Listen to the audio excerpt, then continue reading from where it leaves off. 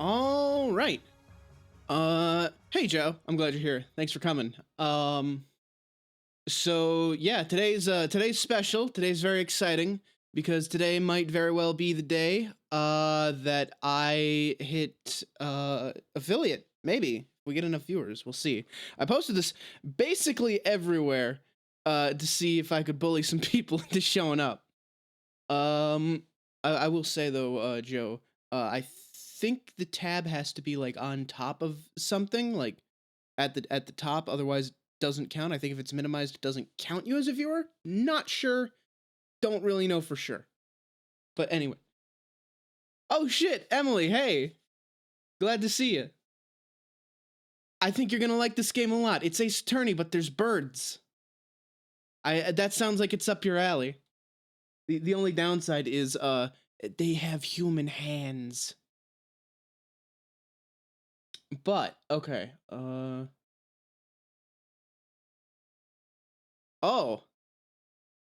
Well, hey, that's cool. All right. So, I left off on case 3. But case 3 didn't really go well. Oh, hey, Logan.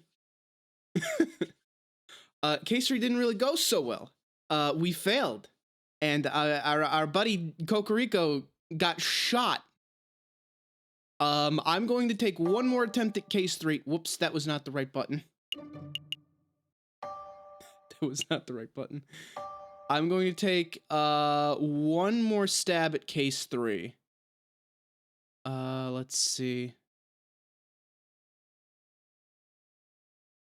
Right, okay. So, request a meeting. I have an idea of what I missed and where I missed it. So I'm going to take one more stab at this, and if I screwed up this time, not going to bother. Oh, this is the meeting. Hang on. Okay, so that's the day of the actual meeting, so we want to start on this day. Okay. So, basically the lead of the police asked us to do some research into the local rebels, because there's talk of a revolution coming. This is our... Oop. Oh. So we're looking for a man named the Croque Monsieur, who is a black arms dealer.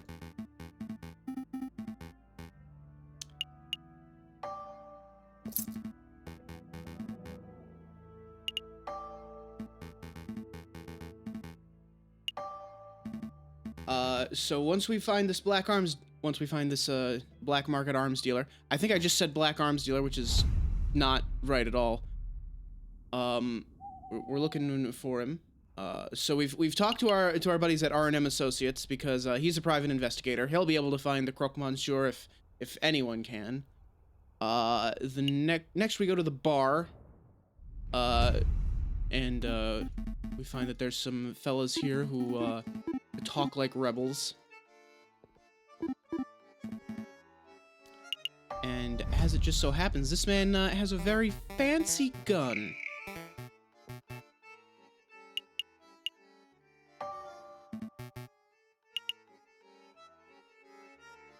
This is our business. We want to join the rebels.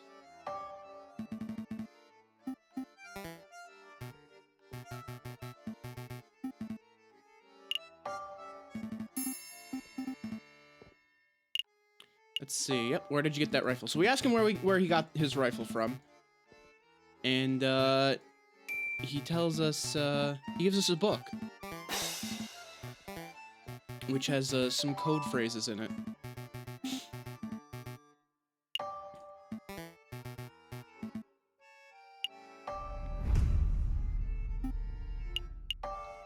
This is a very cool game, though. Like, I think it's very neat that there are cases that you can just straight up fail. Oh, did I watch this cutscene last time? Oh, I didn't. What a view! You can see the July column so clearly from up here. Ah, Cocarico, you're already here. You have news about the Croque Monsieur, or is this about the other matter? Here you go, as requested, the full register of those who entered Paris Law School and the full list of graduates. Very good. Let's take a look. Now, if you could please tell me what this book is about, Inspector? Or what this is about, Inspector? What exactly are you looking for? Look at this list of graduates. Do you see any names you recognize? Well, I see my own, class of 1837. And I see that moronic prosecutor, Rupert Rabbington, under the class of 1846. Oh, and there's J.J. Falcon's name under the class of 1832. Very good. Now take a look at this register page from 1829. See anything amiss?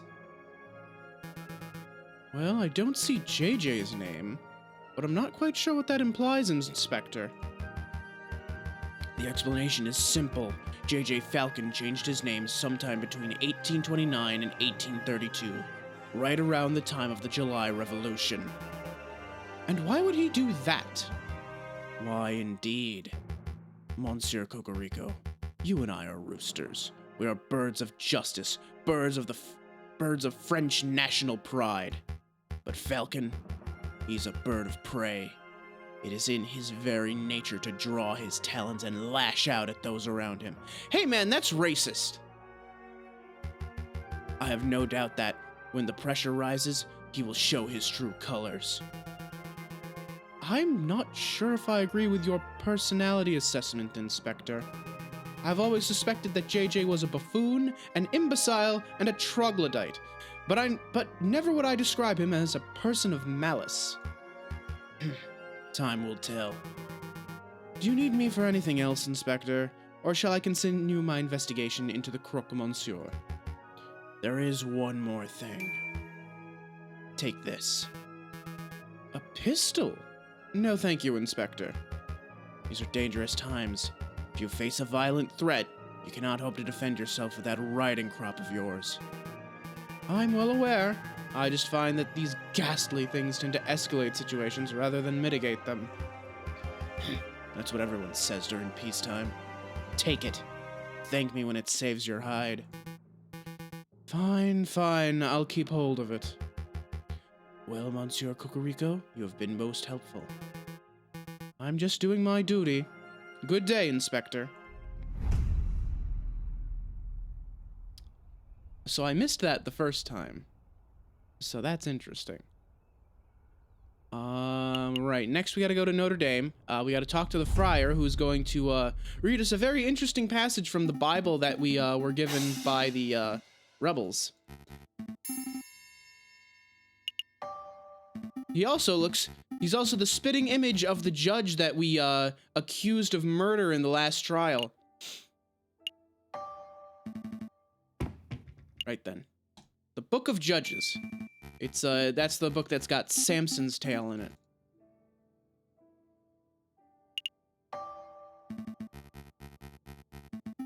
Etam.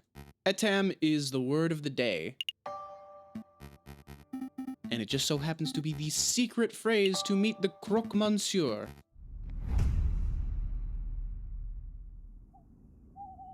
So, our buddy at R&M Associates said he would have the information about the Croque Monsieur 3 days later, and here he is. So he figured out where he is, when he's there, and the bad news is that he didn't figure out what the secret meeting phrase is. Thankfully, we know the secret meeting phrase now. So, here's the thing that I think I missed. I'm going to visit the hospital. I'm pretty sure this is the thing that I missed. Because at the start, Sparrowson was saying, oh yeah, you know, I need to pay my bill from the time I spent in the hospital. And I never went to the hospital to pay that bill, so I think maybe there's something important here. Excuse me, Dr. Fowlret. I just wanted to say thank you for, you know, giving me an antidote and, making me well and stuff. It's no trouble at all. Sparrowson, wasn't it? Of course, there's the small matter of the debt. Right. Let's see. 1 hospital bed, 1 dose of specialized antidote, expert medical care from the attending physician. It all comes to 500 francs. Ah! Falcon, can I get an advance on this month's pay? And next month's? Maybe the month after's? Calm down, Sparrowson. I'm sure the doctor's a reasonable man. He will surely allow you to pay in installments. Of course, of course. Oh, thank goodness. My current wages, I should be able to fully pay off the debt by the 20th century. Hey, your pay isn't that bad. Oh, no, there's no need for quibbling. I have a suggestion. You messieurs are lawyers, yes? If you do some pro bono work for me, I may be able to knock the bill down a little. Maybe to, say, 100 francs. How much do I have? Ooh, that's tight. Oh, that sounds much more manageable. What kind of legal work do you have in mind? Debt collection. Sure. Yeah, give us the details, Doctor. There's a man I treated for a small injury a couple of years ago. He's been evading my attempts at collecting on his bill ever since. I wouldn't normally pursue medical bills so aggressively, but I know that the man is a successful inventor. He can easily afford to front the bill. I would greatly appreciate it if you would pay him a visit and strong-arm him into loosening his purse strings. Well, I'm not making any promises, but maybe we can swing by the inventor's house if we have a free minute. Thanks, Falcon. And thank you, Doctor. We will dedicate every waking moment to collecting this debt. Wait, I didn't agree to that. Every waking moment.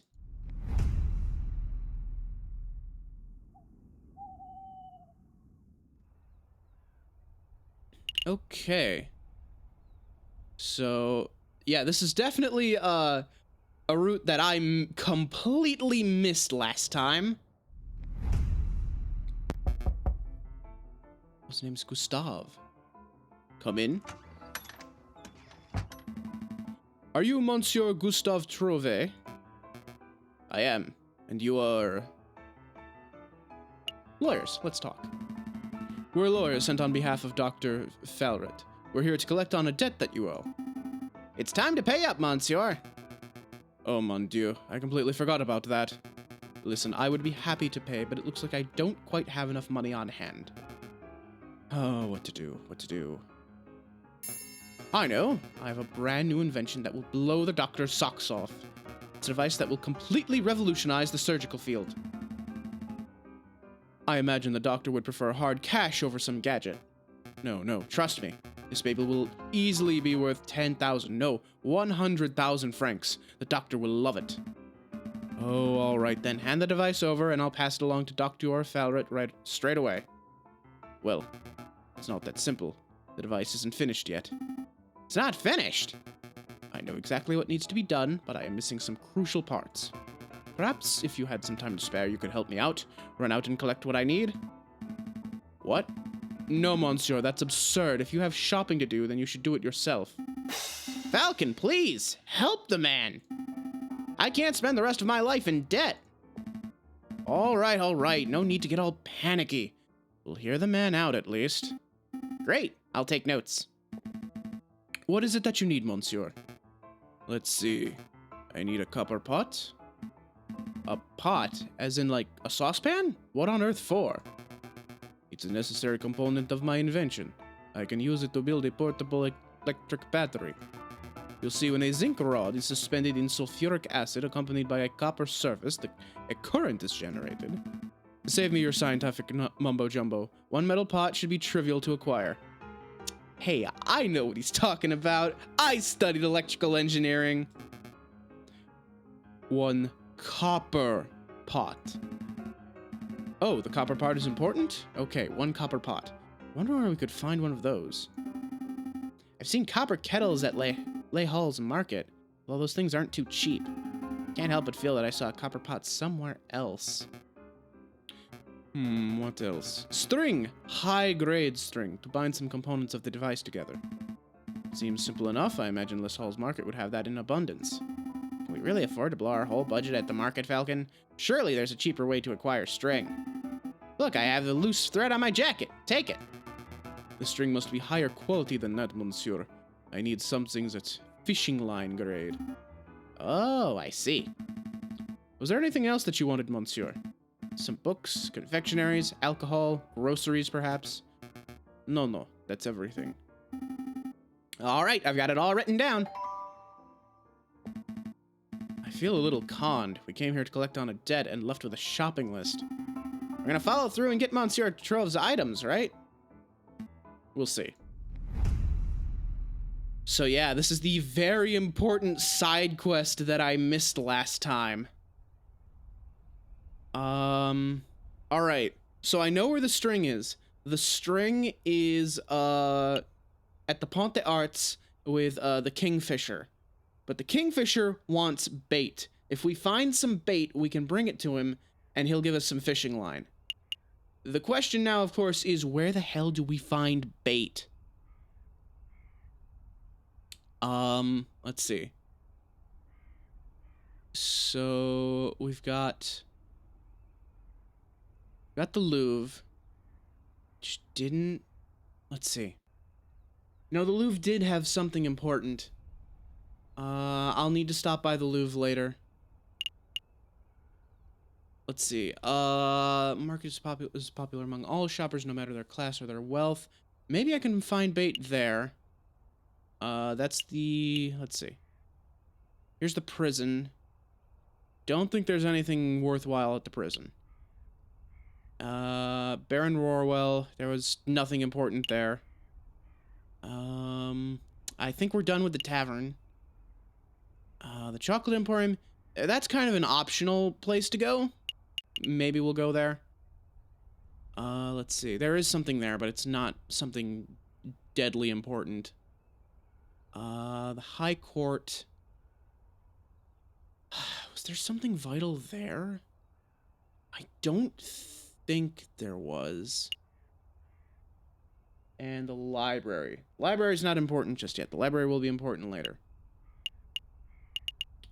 So let's go to the market, and we'll see if we can find some bait. I also just don't know where the copper pot is. No idea. I see Sacha Spider's silverware store. Too pricey. Let's take it down a notch. Okay, how about that place over there? Harry Hippopotamus's Pottery and Haberdashery. That name just rolls off the tongue. Still too pricey. We're buying for a mad scientist, not for the Queen of England. What about that little stand? Ruse Odds and Ends. Looks cheap, and I even see a copper kettle in the back. Now we're talking. Excuse me, madame.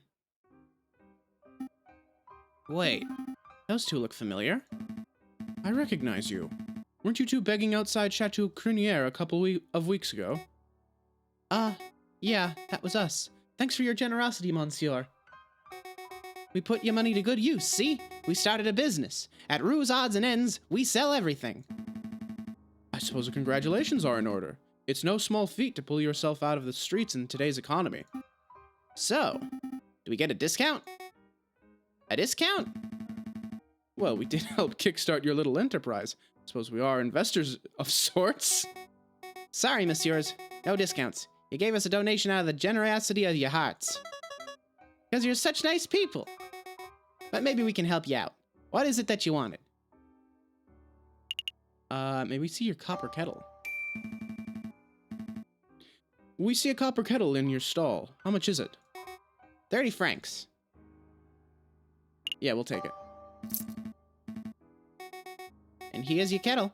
Pleasure doing business with you, monsieur. Is there anything else? Let's see, the string. Here we go. Nice long reel of strong thread. Looks to be 10 meters or so. Will that work? I think so. How much? 15 francs. Okay, so... I'm trying to think. Bait. Where would I find bait for the Kingfisher? I'm very, like, hesitant to waste days, and just end up with a bad ending again. How much money do I have right now? I got 89 francs.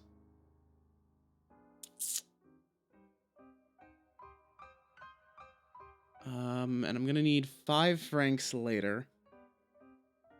I I don't think I need much more than that, though. Sure, screw it. Sounds good to me. Here's your money, madame. And here's your string. Pleasure doing business with you, monsieur. So, madame, thanks for all of your help. Should have come back if you forget anything, monsieur. Come back soon. I wonder if we had talked to the Kingfisher and he mentioned wanting bait, if we would have been able to ask for bait. Well, either way, we've got all the stuff we need now. On Friday, we'll need to meet with the Croque Monsieur. For right now, we head back to his atelier. We give him these items, and we get our invention. Yes, monsieur. The string and copper pot, exactly as described. Here you go. What is this? A fancy kettle? It's made of copper, I suppose, but what an odd choice. It was a little tricky to procure the necessary items, but with a bit of asking around, we managed to find suitable substitutes. There's a general store down the street that sells string and discounted copper pots and the like. I assumed you would have gone shopping there. Well, no matter, no matter. Give me 1 minute and I'll finish assembling the device.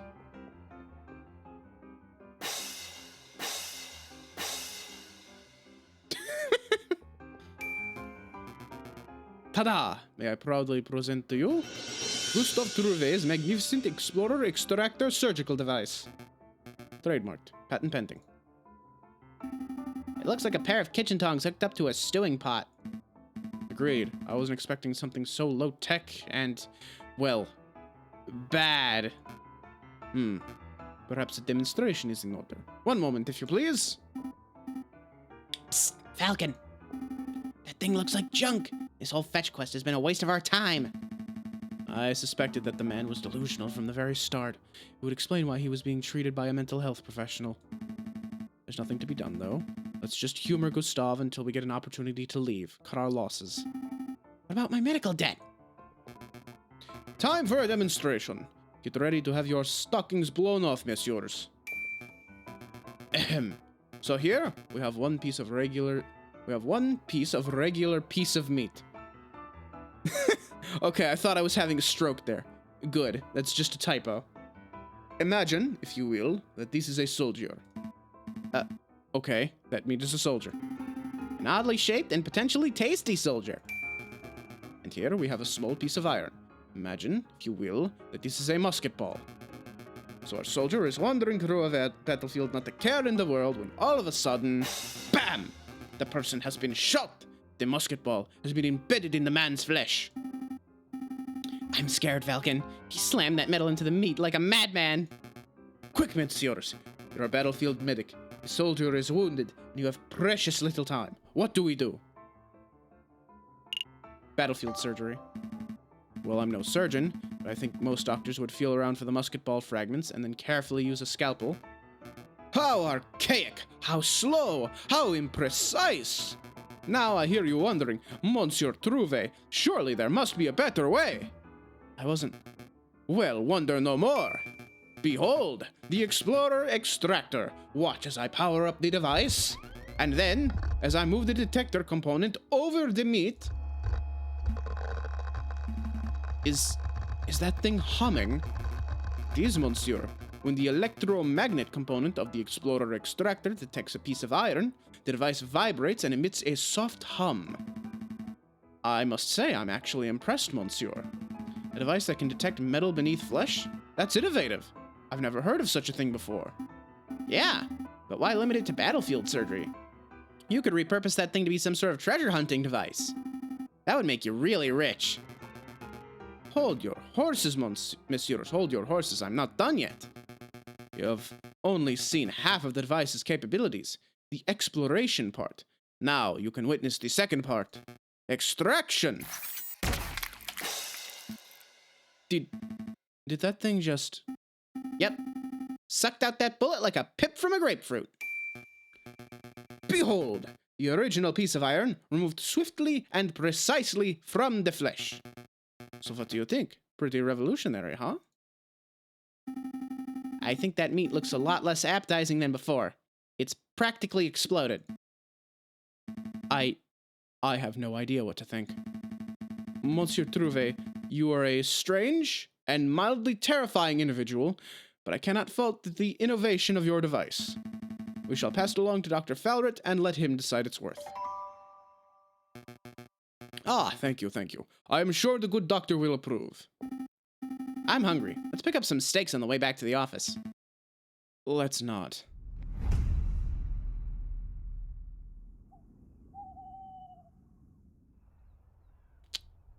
Alright, so it's Thursday. We can head back to the hospital. Oh, and it's not going to use a day. That's excellent. That's very good. Ah, you've returned. Were you successful? Well, Monsieur Trouvé didn't have any money, but he did give us something that he claimed to be extremely valuable. Go ahead, take it. He said that you could keep it. What is this? Monsieur Trouvé called it an explorer extractor. He said that it would revolutionize the medical field. I don't quite understand how it works, but maybe I could demonstrate it if you have a piece of meat and a lump of metal handy. Monsieur Falcon. Monsieur Sparrowson. I sent you to retrieve owed money. Instead, you return, several days late, with this child's toy? Just forget it. Forget the whole task. It was foolish of me to rely on private attorneys, and it was foolish of me to assume that a crazed inventor would produce money when asked. Keep your toy. Good day, messieurs. So, do I get a discount on my bill? Dr. Falret? About that discount? Oh, he's gone. Sorry, Sparrowson. It doesn't look like you'll be getting your discount. Well, there go my year's wages. So, what do we do now? Get back to our investigation into the Croque Monsieur and the rebels, I assume. We've wasted precious time on this fool's errand. Alright. So we got one day before the meeting of the Croque Monsieur. I know the Chocolate Emporium has a thing we can get. Welcome, welcome. Ah, it is you two again.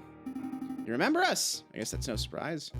Ah, yeah, okay. So, we ask him about the uprising, he doesn't know crap. We ask him about the Croque Monsieur, he doesn't know crap. And he's like, hey, you know, I'm a chocolate seller. I know about chocolates. Maybe you should ask me about chocolates. May I have a chocolate recommendation? And, Sparrowson thinks that he's the friend that, Falcon is buying the chocolates for. He's not. So, 5 francs for a box of chocolates, which saves us 5 francs later. Because we need to bribe a guy, and we bribe him with the chocolates.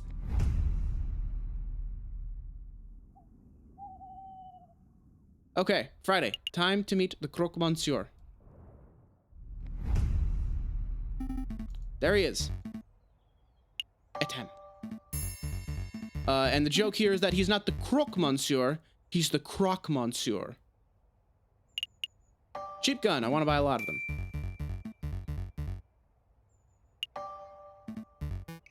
And then Cocarico shows up, and the Croque Monsieur runs off. And, Sparrowson gives chase. And, they talk a bit about,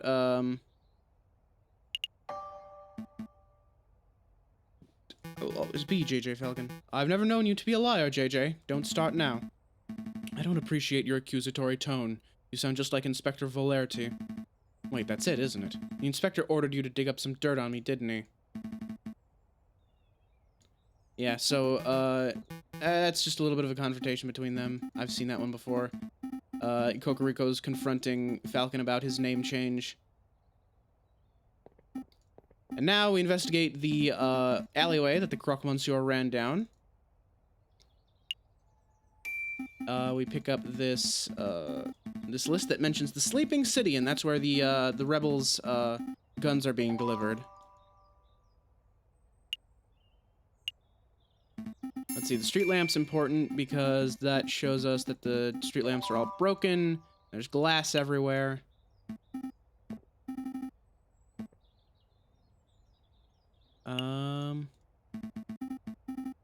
I'm just gonna click on everything to make sure I'm not missing anything important here. And, oh, one more. Okay, that's everything. We got our list and we got our broken glass. Both important items. Right then, so we got a, oh. Right, yeah. So, here's the leader of the revolution, Mademoiselle. It turns out the friar's in on it. And, that they're guarding, the entrance to the catacombs. We need to go to the library now. Because, we got this riddle here in the form of this, you know, sleeping city thing. There he is. Nathan. Spelled N-E-I-G-H, of course. So we show him our little thing here about the sleeping city. And he's like, yeah, it's the catacombs. Because, you know, the like a sleeping city? Well, sleep is obviously a metaphor for death. And where are there a lot of dead people in France? Or in Paris, the catacombs. Duh. You absolute bird brains.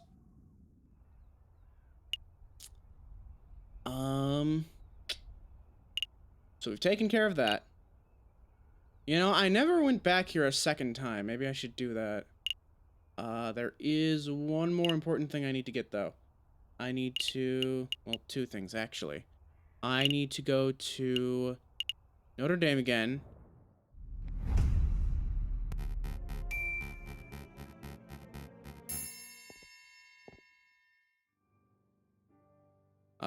Let's see. So there's potentially another brother, or possibly the judge that was,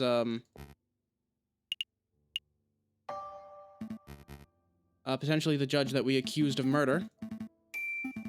And then Sparrowson steals his pen, which is important, because it writes with green ink. And it's also the exact same pen that, the judge had, that we accused of murder. Let's see. Alright, so now we have to go to the Louvre, because we need to talk to the porcupine. Right, here's the guy that looks like the judge that we accused. And, he runs away. But he's handing out flyers for the Cult of Reason. And he's basically encouraging people to join the rebels.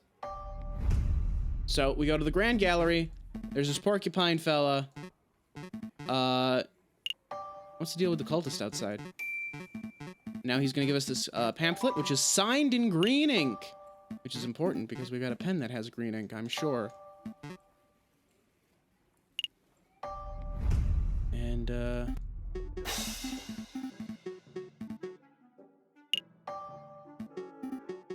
let me just, let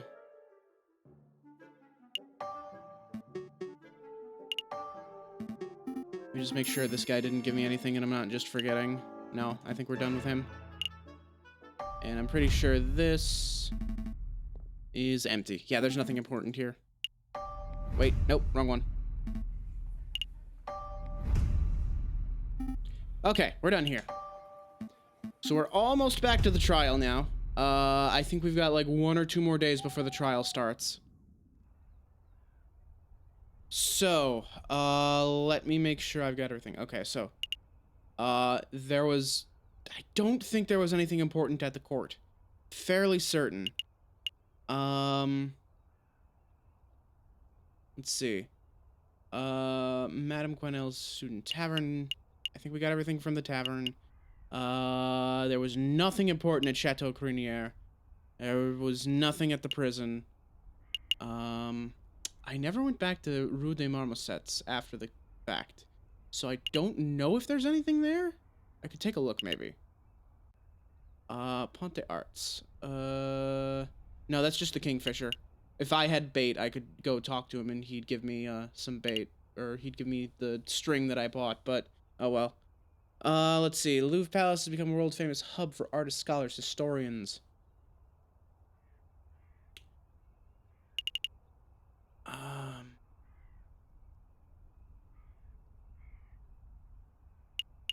Yeah, we'll check the Rue des Marmosets again. We'll see if there's anything else there now it's daytime.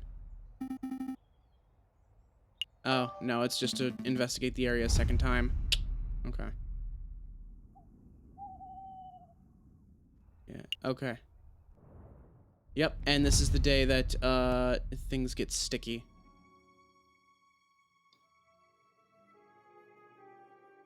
There he is. That's the rooster who shot the Croque Monsieur!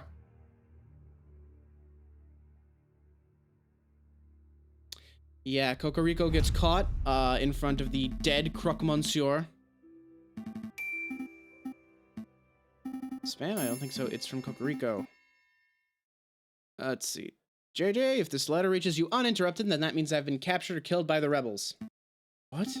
Last evening, the inspector gave me a tip-off of a midnight trade between the rebels and the Croque Monsieur on Rue des Marmosets.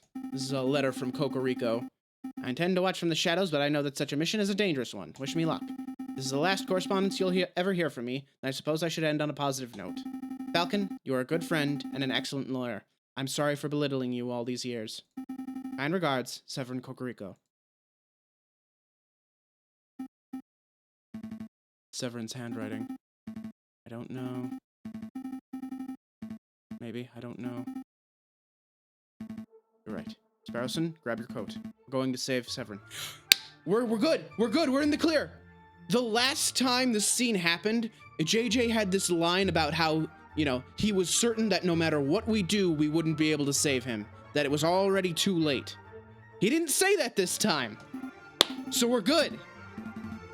With all the investigating we've done over the last couple of weeks, I think we know the rebels better than they know themselves. We can find them, we can outwit them, and we can bring Severine home alive. Wow, you're bursting with confidence. But where are we going? Was Severine's letter not clear? He was investigating the Rue des Marmosets. So that's where we should start. Yeah, let's go. We're good. We've got a chance here. We can actually win this case now. I knew it. I knew the hospital was important. Sparrowson mentioned the hospital, and then I never went to the hospital. No time for wheezing. If Cocarico was last seen around here, then there has to be a clue nearby. Right. There's a pool of blood here. It looks fresh. Cocarico's! I see drag marks headed toward that tunnel, which leads straight to the Seine. If I had to guess, someone was killed here last night, and their body was hastily disposed of in the river. But I see several sets of bloodied footprints, too. Some are faint, but they head that way, towards the main road. So he could still be alive. Let's see where the footprints go. They head to Notre Dame. Or, sorry, Notre Dame. Here? The footsteps lead right into Notre Dame? It seems that way. Unbelievable. Where's a friar when you need one? Forget the friar. Let's keep following the blood trail and see where it ends up. Wait a minute, Falcon. Shouldn't we get the police involved before we go any further? No. You remember what Severine wrote in his letter. The inspector was the one who gave him the tip-off. Huh? What are you saying? That you think the police are in on this? At this point, anything's possible. We have to stay focused on the trail. Hey, wait up! That way leads straight down to the Catacombs. Man, I'm famished. When's that mouthy parrot gonna relieve me of duty so I can go grab a snack? Trail keeps going. Hey, isn't that one of the concierge jailkeeper? Quack? It's Quark, you dummies. I had no idea you were a religious man, monsieur. I'm not. I had a career change. Private security pays much better than regular old jail keeping, you know. Monsieur, we don't have much time, so I'll keep it brief. We're following a trail that leads to the door behind you. We need you to let us pass. The door behind me?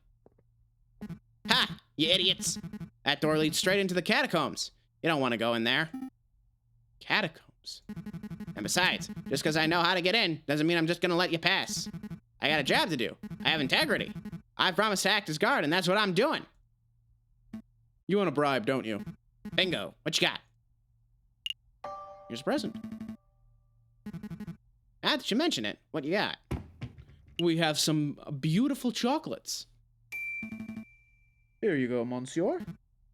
Oh, yeah, that's the jackpot right there. Gimme, gimme, gimme. So what do you say, monsieur? Can we go on? Oh, yeah, no problem. That's the door behind me. I ain't stopping you. Yeah, it's that simple. What, were you expecting a hidden bookcase or something? Go on, go look.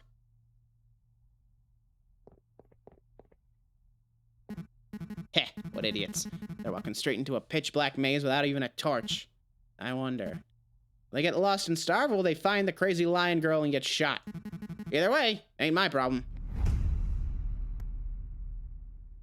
Right, so we are now in the catacombs, and it's pitch black, and we have nothing to light the way. But Sparrowson's gonna unravel the loose thread from his jacket to act as a bread trail, or a breadcrumb trail. So it's the breezy path.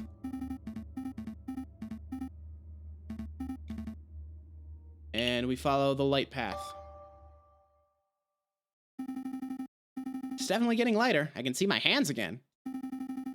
But that might just mean that we're getting close to an exit, right? Maybe this has all been a wild goose chase. Hush, listen. Voices? Voices. We're getting close. Wait, Falcon, aren't you scared?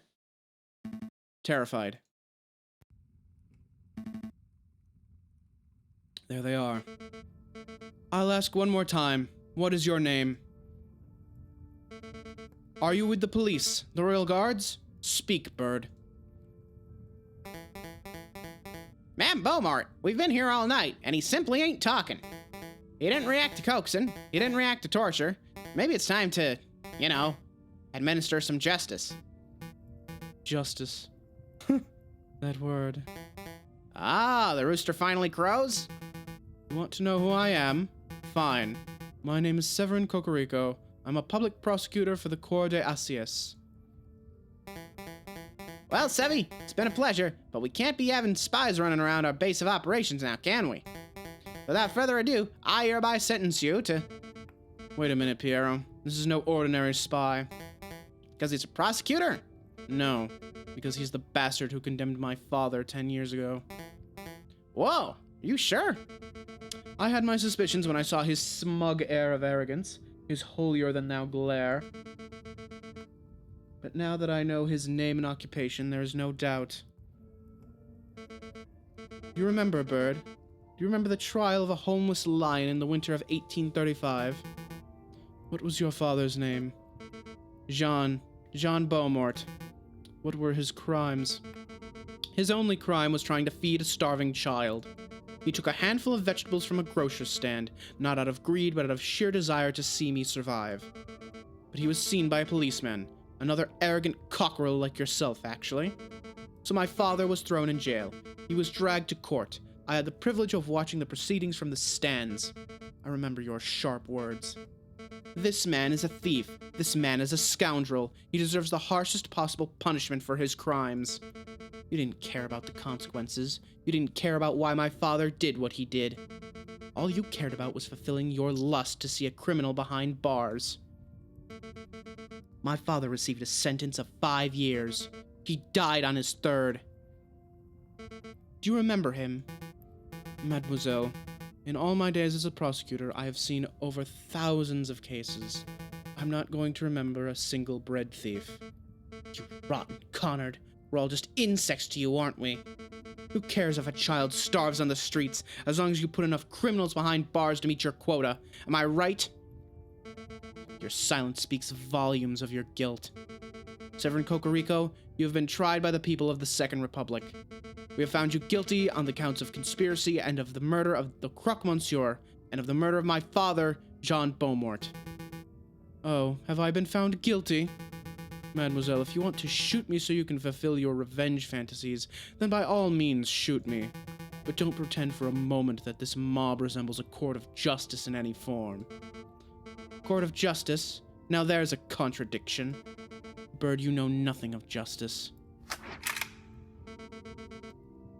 Frere Remus, read this man his last rites. With pleasure, madame. Falcon, we have to make a move. Say something. Speak up. All right, I'm going in. I'm coming too.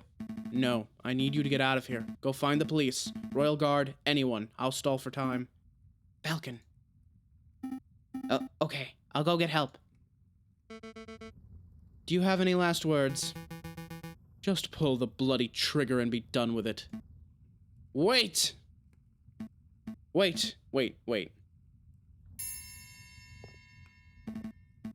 He's right. This is a terrible trial. There's no evidence, no defense, no examination of the facts. You've dragged a man off the streets and decided his fate based purely on your own prejudices and whims. Who the cluck does this bird brain think he is? I'm this man's defense attorney. I am JJ Falcon. JJ, what are you doing? Defense attorney? You're a raving loony is what you are. Or a spy. I've seen this monsieur eavesdropping on our conversations before. He cannot be trusted. Everyone, please, hear me out. I forget who I appealed to last time. I think it was the friar. Surely you don't approve of this mob violence. I see no issue. The good book is full of stories of violence. Joshua ransacked the city of Jericho. Ehud and the judges were ruthless assassins. Samson killed thousands before meeting his fate. Well, sure, but that's the Old Testament. What would Jesus say about this? He would say, I did not come to bring peace, but a sword. Matthew 10:34. Oh, damn. Do you see, Falcon? This man's death is inevitable. For the good of France and in the name of justice, he must be killed. Justice. There's that word again. Madame, I won't presume to know who you are or what you stand for, but shooting this man right now would not bring you justice. It would only serve to satisfy your desire for revenge. Justice, revenge, what's the difference? Fairness, madame. Justice offers the accused a chance to defend themselves, ensures that both sides are treated as equals. My father was not treated as an equal. Then maybe this is your opportunity to be the better person. Madam, surely you aren't entertaining the words of this heathen. Fine, Falcon. We'll play this your way. We shall have a formal trial for the murder of the Croque Monsieur. Excellent. Shall we head back to my office and file the necessary papers? Don't take me for a fool. You'll walk us right into a trap. We shall have the trial right here and now. Right here, in the Catacombs? It's as good a place as any. I suppose we'll be needing a judge. I volunteer. No thanks, Piero. We're trying to form a courtroom, not a circus. Aw. Just go see how the security is doing, Piero. We don't want any more spies wandering in. Rightio. Perhaps I can help, madame. You know that I'm a pious man, after all. Okay, Remus, you can be our judge, and I will lead the prosecution. What about the jury? With due respect, I don't trust your peers to be impartial. Look around you. As we speak, we are being watched by and judged by countless dead men and women. They shall be our jury. That may work as a metaphor, but in practical terms... In practical terms, it is me you have to convince, Falcon. Convince me that this bird is not guilty. After all, I am the one that holds the gun. Well, it looks like we're ready to get started. The trial of Severine Cocarico is underway. He stands accused of the murder of the man known as the Croque Monsieur in cold blood. Madame Beaumont, please explain the details of what happened. Very well. Last night, at the stroke of midnight, 2 gunshots were heard on the Rue des Marmosettes. Piero alerted us, and we managed to arrive before the police did. On the scene, I saw the man known as the Croque Monsieur, a good friend of ours, lying in a pool of his own blood. Standing over the body, I saw the murderer, Severine Cocarico, still clutching his murder weapon. Am I to understand that you did not witness the crime firsthand, madame? That you only saw the aftermath? Yes, but one of us did happen to see the incident itself. Ma'am Beaumont, I found this here pigeon running around our tunnels. I'm no pigeon, monsieur. He's a spy in any case. Let's execute him right now. It's all right. It's all right. He's with me. With you? He's my assistant. He carries my bags and stuff. Falcon, I trust that you do not have any other assistants lurking around the corner? No, madame. Then take your lackey out of my sight. Psst, Falcon. What is it? I saw someone lurking in the catacombs. I think he was watching us from the shadows. Another rebel? I don't know. But he got spooked when he saw me. He dropped this. What's this? A political pamphlet? Well, I must be getting back to the patrols then. Not so fast, Piero. You witnessed the crime firsthand, did you not? I did, ma'am. And you can be our first witness. Go stand in the center. Okie dokie. I need to say an oath or something? That won't be necessary. We trust you. Just tell us what you saw last night, Piero. Okie dokie. Saw it plain as day. Croque Monsieur was just minding his own business on Rue des Marmosets. All of a sudden, this here brute of a rooster appeared with his gun in hand. Bam! The rooster fired. The croc slumped to the floor. Using the last of his strength, the Croque Monsieur drew his own gun. Bam! The croc fired back. So to clarify, Cocarico shot first. Yes, ma'am. No question there. What happened next? Well, I knew you guys, Fontaine, Remus, and you, ma'am, were only a stone's throw away at the cathedral, so I ran to get your help. We all arrived back on the scene maybe a minute after I had left it. And there I saw the dead Croque Monsieur and the murderous Severine Cocarico with my own eyes. Thank you for your report, Piero. It's nothing, ma'am. You see, Falcon? Piero is not the sharpest knife in the kitchen. True that. But he is honest to a fault. I would trust his word with my own life. I don't doubt the man's honesty, madame. Nonetheless, I would like to cross-examine the witness. Cross-examine? What does that mean? I don't claim to be an expert of the law. That was always my brother's role in the family. But I believe a cross-examination means that Falcon would like to waste our time by asking pointless questions. Actually, it means that I would like to make sure that Piero's story holds up under scrutiny. Yes, I will be asking questions, but only questions that directly relate to the case at hand. Clearly a pointless stalling tactic, madame. Shall we put an end to the trial? No, we will let the bird have his little cross-examination. But I'm warning you, Falcon, don't mess with me. Don't mess with you. If I get the slightest inkling that you are rambling to stall for time, I will end this trial on the spot. Do I make myself clear? Start questioning Cocarico's shoe size or the color of the Croque Monsieur's underwear, and I'll lose my patience. Yeah, I get it. Alright. Plain as day. That's the issue here. Crime occurred at night. On an overcast, moonless night in an unlit alley. What's your point? It would have been too dark to see. So dark that you could not possibly have identified the people involved. Hey, I swear I saw what I saw. Hold on, Falcon. You slipped up. You say that the alley was unlit, but I distinctly recall there being lanterns over Rue des Marmosets. Oh, that's right, that's right. We live in La Ville Lumière. There's a gas lamp on every street. You're right, Madame Beaumort. There are street lanterns over Rue des Marmosets, but they wouldn't have been any good. The glass shards. The street lamps over Rue des Marmosets were broken. They're completely non-functional. As proof, I present the glass shards that lie in the alleyway. These shards emanate from the panes of the broken lamps. I've still got the holes in the sole of my shoe. Double proof. Those glass shards could have come from anywhere. You could send one of your underlings to see the broken lamps for themselves if you want. And waste more time? I think not. This sounds like a stalling tactic. Excuse me, Madame Beaumort. I don't remember whether the street lamps were or were not broken, but I do remember that we had to use a torch to light up the scene. Hey, whose side are you on? I'm just saying, Falcon might be right. It was particularly dark, so it's possible that there weren't any lit street lamps. Are you saying I'm a liar? I thought we were buddies. Stop quibbling, both of you. Maybe the lamps were broken. Maybe they weren't. It doesn't matter. I know that Piero's testimony is accurate because I, personally, saw the rooster at the crime scene 1 minute after Piero did. 1 minute. That's plenty of time for the real murderer to escape and for a passerby to stumble upon the scene, is it not? You must acknowledge that it is a possibility. I acknowledge nothing. There's an inkling of doubt. You know that there is the slight notion that Piero may be misremembering what he saw. Don't badger the prosecution, Monsieur Falcon. I wasn't badgering. On to the next witness. Madame Beaumont, do you have anyone in mind? I do. There's someone among us who is something of a gun connoisseur. A man who knows everything there is to know about the craft of weaponry.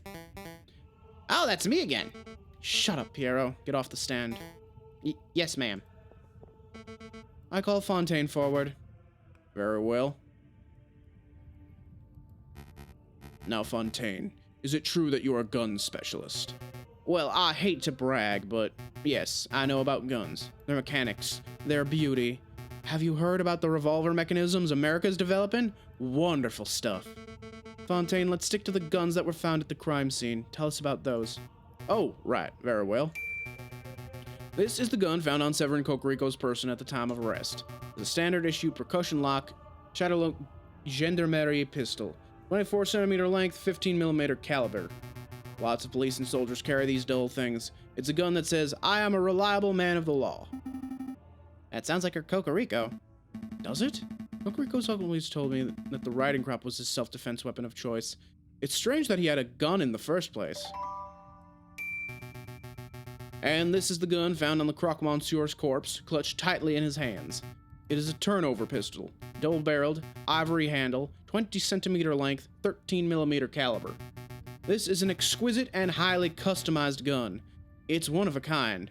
Whoever used this weapon knew their stuff. The Croque Monsieur was a legendary arms dealer. It's no surprise that his personal weapon would be something so flamboyant. What's really fascinating about the Croque Monsieur's gun is the ammunition. See, the bore of the pistol has been fitted with a set of grooves. Please stop, Fontaine. I didn't call you up to hear you show off your gun knowledge. Tell us what you uncovered when you examined the Croque Monsieur's bullet wound. Ah, right. Well, a lead bullet was embedded in the middle of the Croque Monsieur's sternum and appeared to have a straight angle of entry. So in other words, the Croque Monsieur was facing his killer when he was shot. That's right. The other interesting point is that the Croque Monsieur's outer clothes were singed. This typically only occurs if a person is close enough to a gunshot to be directly burned by the gun's muzzle flash. And how close does a person have to be burned by a muzzle flash? Less than 3 meters, I would say. 5 at the very most. And there is no chance that there was a rogue sniper on the rooftops. Croque Monsieur's killer was standing in Rue des Marmosettes themselves. As is blatantly evident, only one person was found in Rue des Marmosettes at the time of the incident. Prosecutor Cocarico. Well said, madame. I think you just unequivocally proved this bird's guilt. Not so fast. I would like to cross-examine the witness. I don't think so. You're overstepping your bounds, bird.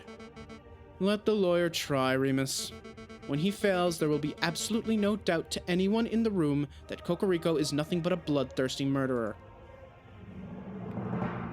Right, so this is where we got stuck last time. I want to talk about the turnover pistol, and we want to ask about the ammunition.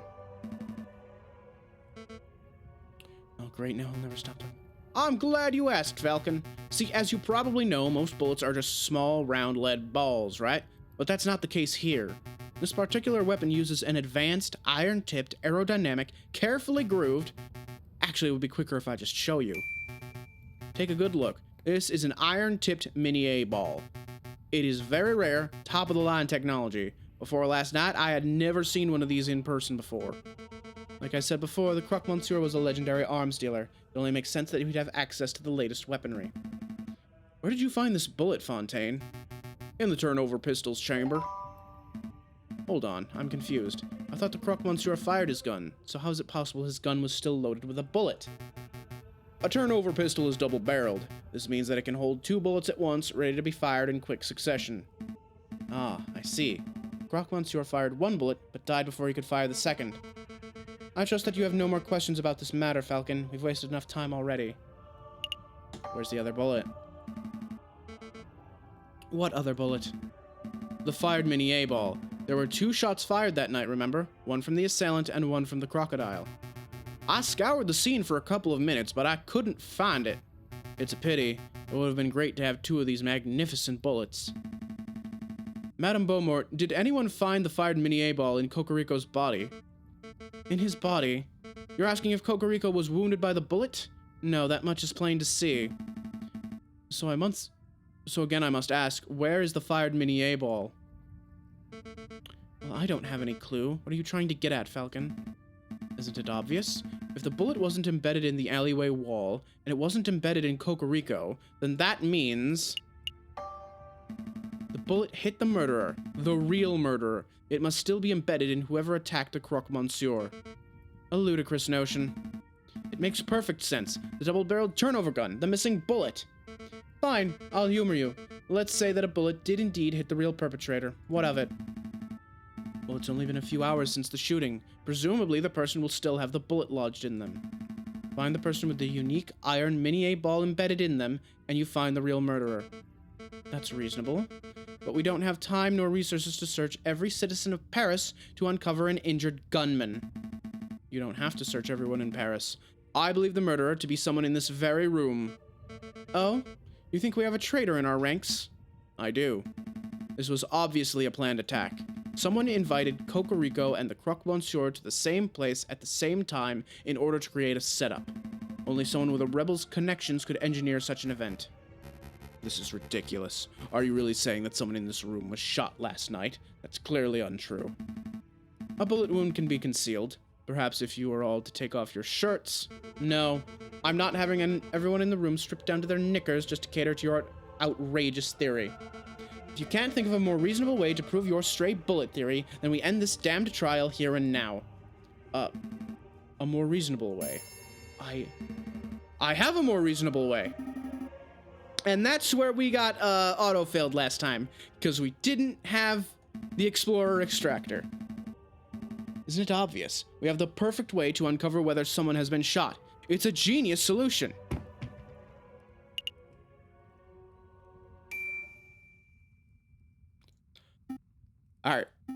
Are you serious, Falcon? You're relying on the invention of a lunatic? I've never been more serious. Madame Beaumont, Frere Remus, and members of the court, this device is called an Explorer Extractor. It's the latest medical technology. It looks like a children's toy. I assure you this is no toy. It was designed to find and extract metal embedded in bodies. A battlefield bullet finder and remover, if you will. I'm intrigued. So you're saying that you just swing that device around, and it finds a bullet in a person? Yes, sort of. I don't know, we haven't had a chance to practice with it, really.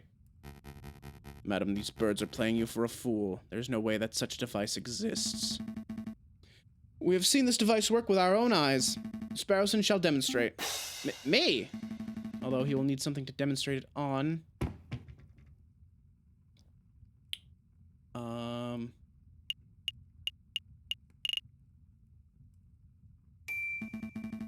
Here we have an iron-tipped mini-A ball, as presented by Fontaine moments ago. Observe, I place the bullet in my closed fist. Now represents the bullet fired that is currently embedded in the murderer's body. Allegedly. Now, Sparrowson will demonstrate what happens when my hand is scanned with the Explorer Extractor device. So I just do this, and... it's humming and buzzing. Is it really detecting that bullet? Absolutely. What an intriguing device. Hey, what would happen if I were to hit extract right now? Please don't. You remember what happened to that steak, right? My, what is this feeling? It feels like power. The crows. We're not murdering the crows. There are no crows. Don't let it get to your head. Okay, I'm convinced. Falcon, Sparrowson, you may perform a cursory scan of each of us with that device of yours. You must stop humoring these morons, madame. What good is this doing us? Remus, they may be morons, but this test will grant us certainty of the rooster's fate. I can afford that time. Hey, Falcon, what'll happen if the murderer is someone not present in this room? It most likely isn't. What? I'm stalling. Falcon. Gonna move on, you two. I really must express my displeasure that you are going along with this farce, Madame Beaumont. Let us end this trial right here and now. You can get the justice you so crave. Don't worry, Remus. My patience for this bird brain is wearing thin, too. When this asinine scheme of his fails, he will face the consequences. Lackey Bird, scan the rooster first. He's the prime suspect, after all. Okay.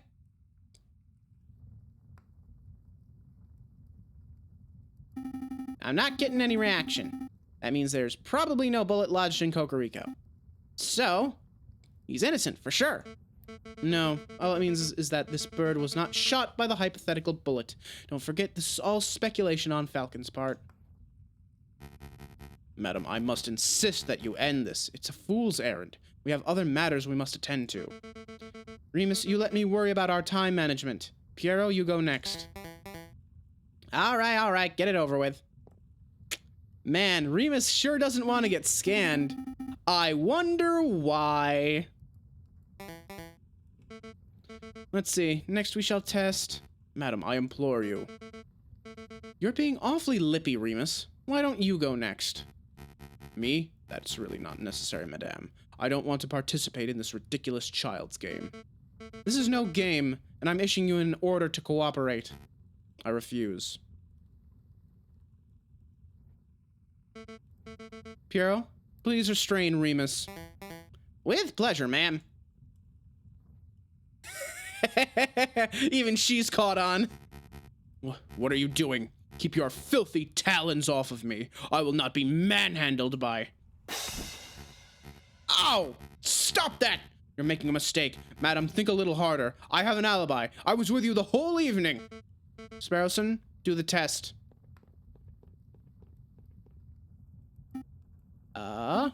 Falcon? I'm not getting any reaction. That can't be right. Do it again. There's nothing. Rare Remus has not been shot as far as this device can tell. The utter nerve to manhandle a man of the cloth like that.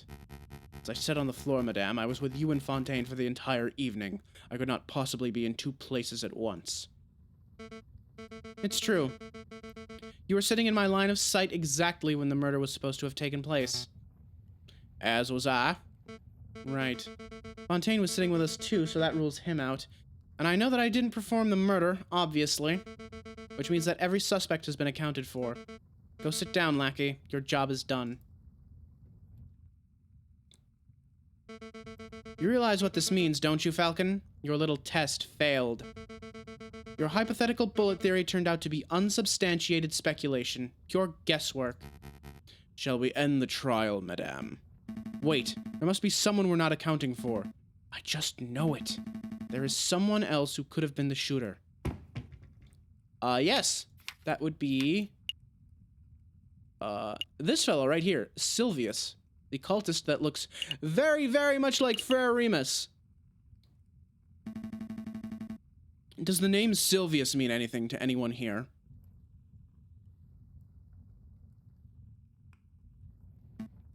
Oh, I was expecting some reaction. Frere Remus, are you sure that you don't recognize the name Silvius? No, it means nothing to me. Be more direct, Falcon. Go straight for the jugular.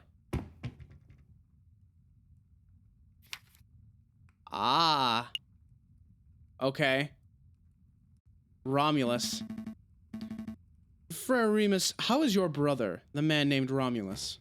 My brother? He was forced to flee the country by our oppressive government. You and I know that isn't true. Your brother is still in France. In fact, I think he's lurking in these very catacombs right now. An absurd notion. Your theories are getting more and more outlandish, Falcon. Where's your evidence? Oh, I know. I can answer this one. This! I found this in the catacomb tunnel. An introductory guide to the cult of reason. Thank you, Sparrowson. Now, Frere Remus, does this pamphlet look familiar to you? No, I've never seen it before in my life. Are you sure? Are you sure it doesn't belong to your brother Romulus? No, there are many cultists in Paris. Maybe it belongs to one of them. Falcon, I'll take your word that your lackey found this pamphlet in the catacombs. But Remus is right. You have no evidence that the man known as Romulus is the one who dropped it. This pamphlet could have been dropped by anyone. It could even have been dragged in on the sole of Piero's shoe, for all I know. Wouldn't be the first time. Actually, madame, I know for a fact that pamphlet belonged to Romulus, and I can prove it. That would be the signed cult guide.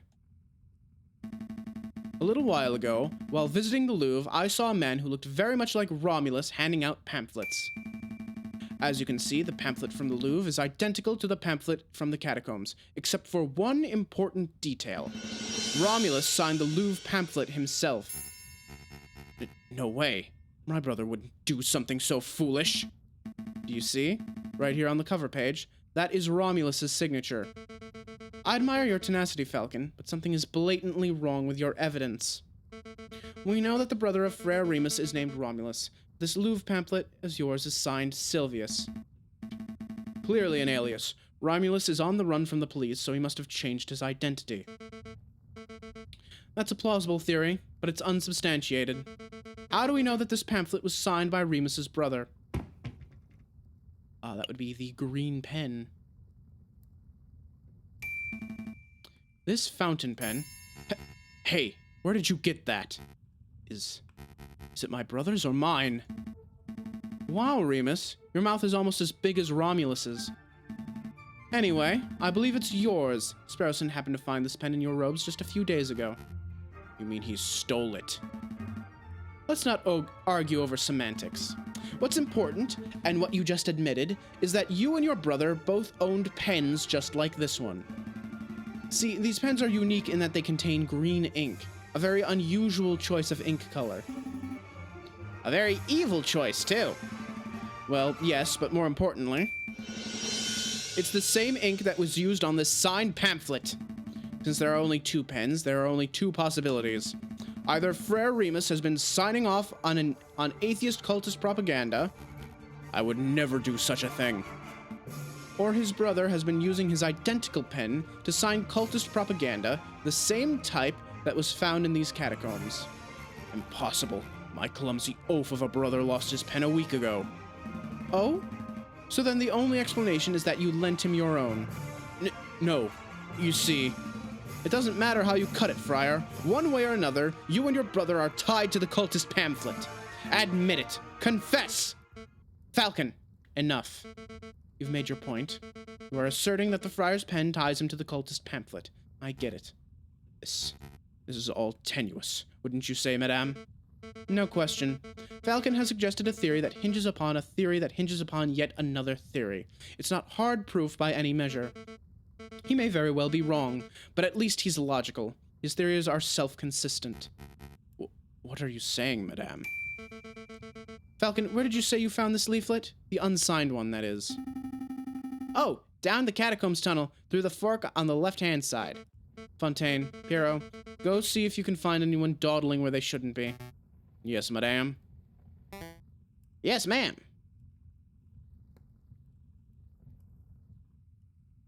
Silence. We finally got him. We've finally got him. In a moment, one of two things will happen. Either Piero and Fontaine will return empty-handed, in which case I'll have no choice but to execute Cocarico. And then I would have to execute you, Falcon. And you, Sparrowson. Us? Not because of what you've seen tonight, although that's admittedly a problem, but because your lies would be treasonous to our new republic. I didn't sign up for this. Or, Piero and Fontaine will return with a prisoner in tow, in which case, we would be free to cut Cocarico down and skedaddle. Surely not, madame. You're not going to let these three just walk free after everything that's happened here. Remember what this rooster did to your father. Hold your tongue, Friar. If it turns out you've been deceiving me all this time. Man Beaumont, look who we found. Ow! Ow! Stop shoving me! I can walk myself. Uh-oh. Uh-oh. Well, well. We really do have a ghost in the catacombs. Introduce yourself, wolf. Very well, mademoiselle. My name... Madame. Right, madame. Whatever. My name is Silvius. Don't you mean Romulus? That alias isn't fooling anyone, your honor. All right. I am Romulus, twin brother of Remus, and loyal servant to the rebel cause. That's the whole truth. He's telling the truth, madame. Long live the Second Republic. Right, guys? I have a lot of questions, though for you, Romulus, and for you, Remus, I don't appreciate being lied to. Seems that you have your hands full, so we will just be taking our leave. Not so fast, Falcon. Your theory is still unproven. It turns out that Romulus has no bullet in him, and you would have no evidence that implicates him of the Croque Monsieur's murder. Cocarico would still be the prime suspect. Bullet? In me? Ha. Ha ha. What are you guys on about? Spare me. Fontaine, hold him down. Hold me down? Ow. Ow. Ow. Ow. Sparrowson, do your test. I'm on it. Come on. There it is! It's buzzing. It's really buzzing around his shoulder. I see blood. There's definitely a bullet wound there. That's an old bullet. An old war wound. I got it fighting in Algeria in '36. Obviously a desperate lie. My brother is being completely honest, madame. He's a veteran. He was shot in battle. You know, I could just extract the bullet right here and now. That would remove all doubt. We could rip his shoulder open. Do it! Extract that sucker, Sparrowson. Ah! Wow. Sucked it out like a pip from a grapefruit. Oh, hey, look at that. If I'm not mistaken, this is one of them new-fangled bullets, right, Fontaine? There is no mistake. This is an iron-tipped mini A-ball, just like the one in the Croque Monsieur's gun. Do you realize what this means, madame? It clearly demonstrates that Romulus confronted the Croque Monsieur before Cocarico arrived. This is undeniable evidence that Cocarico had nothing to do with the crocodile's death. You're right. I made a mistake. I haven't forgotten what the rooster did to my father, but this bird clearly had no part in the killing of the Croque Monsieur. Therefore, I cannot honestly call him an enemy of the Second Republic. Your friend is free to go. Fontaine, cut the rooster down. We got him! We got him! And we blew up that man's shoulder. Because that extraction, it's messy. It's real messy. Thank you, madame. For what? For giving us an opportunity to show you what justice looks like.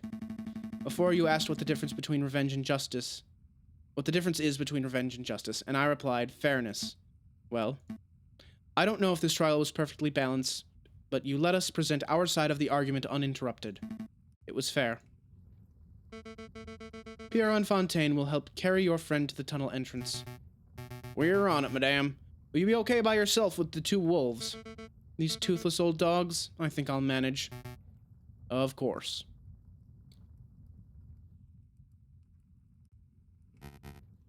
Come on, brother. To your feet.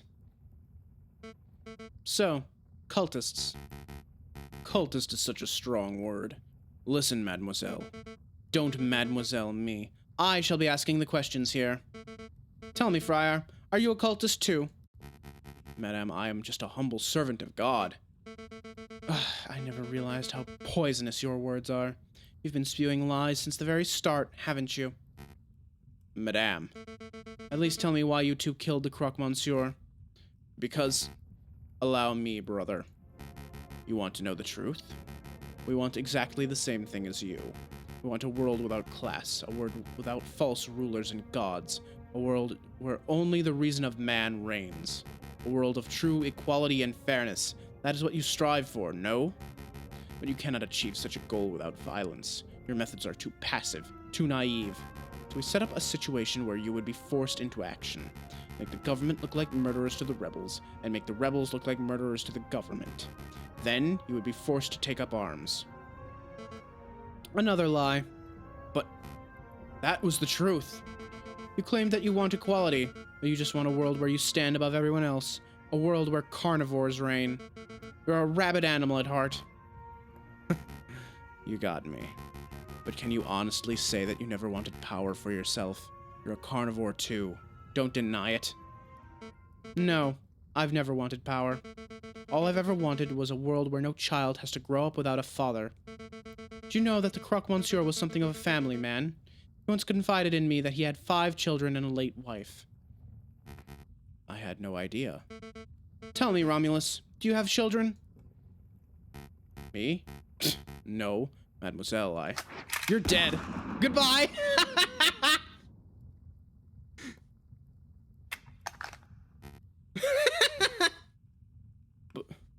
Brother?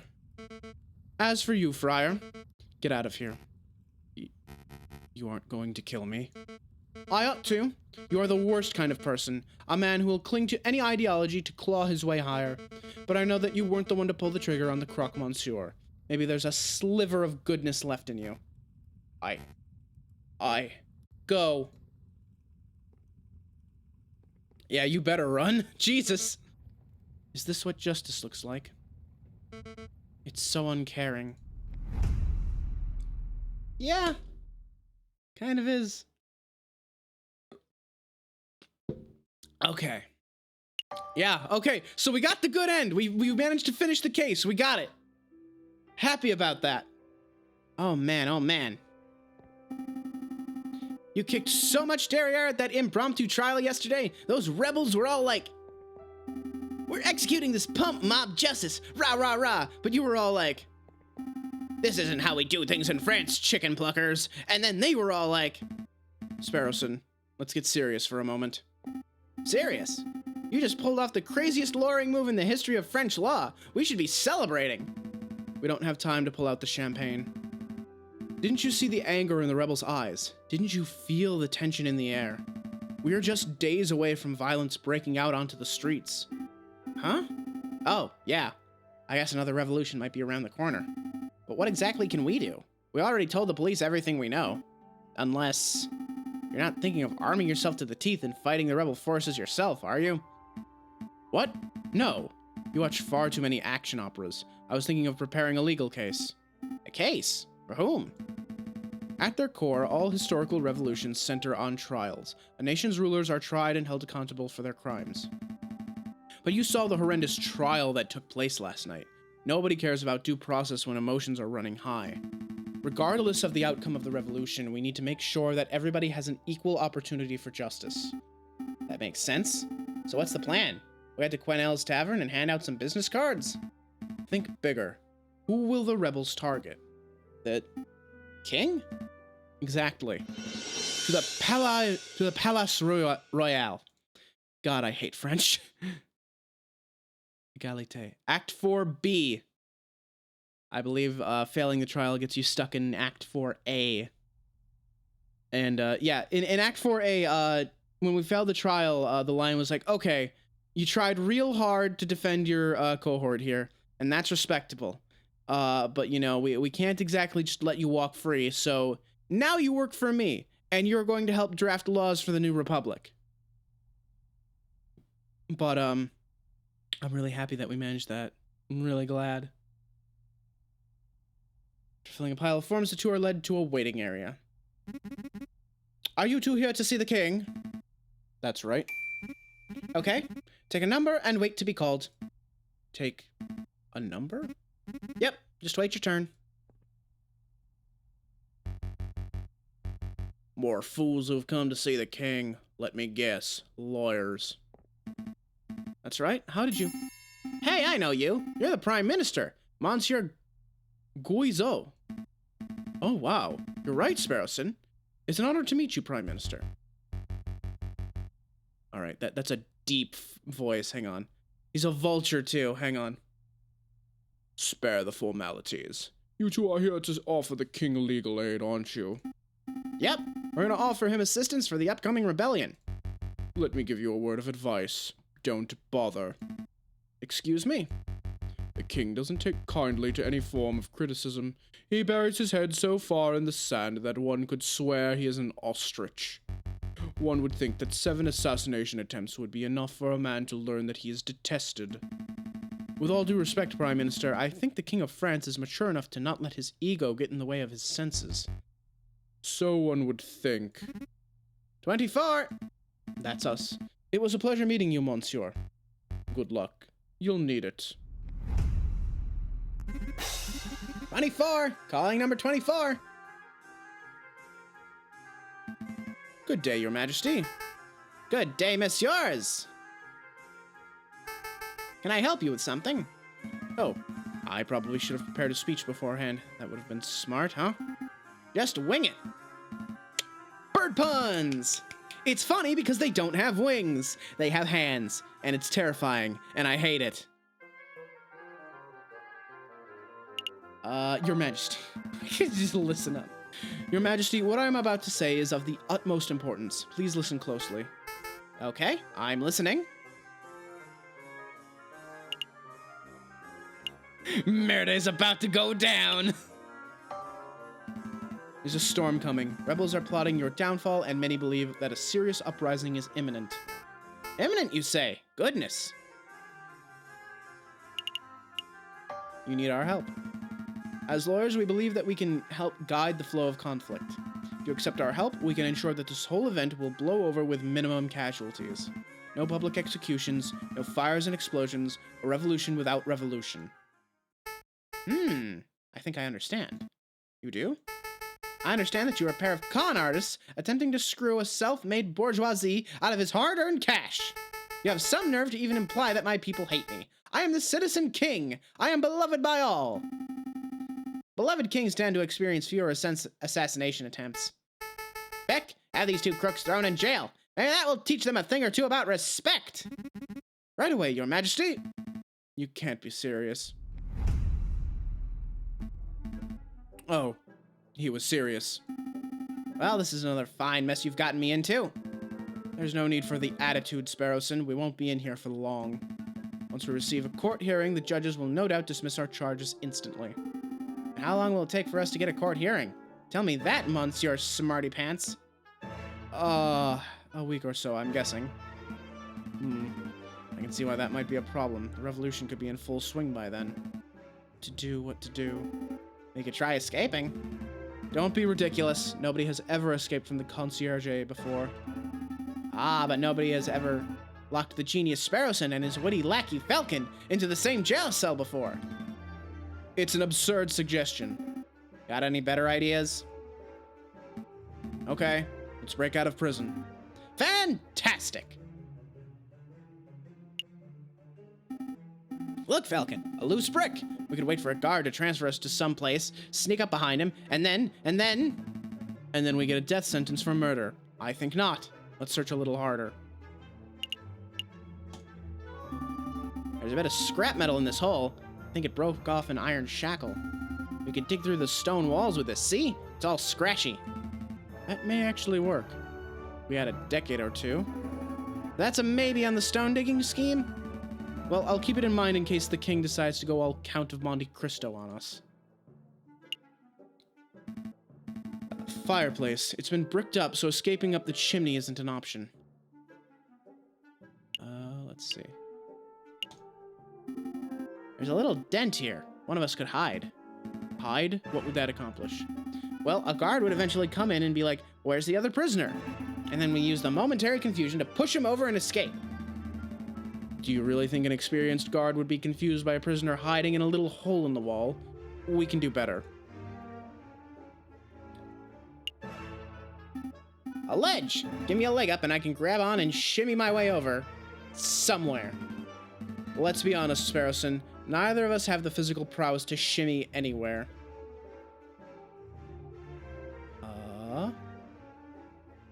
Well, that's it.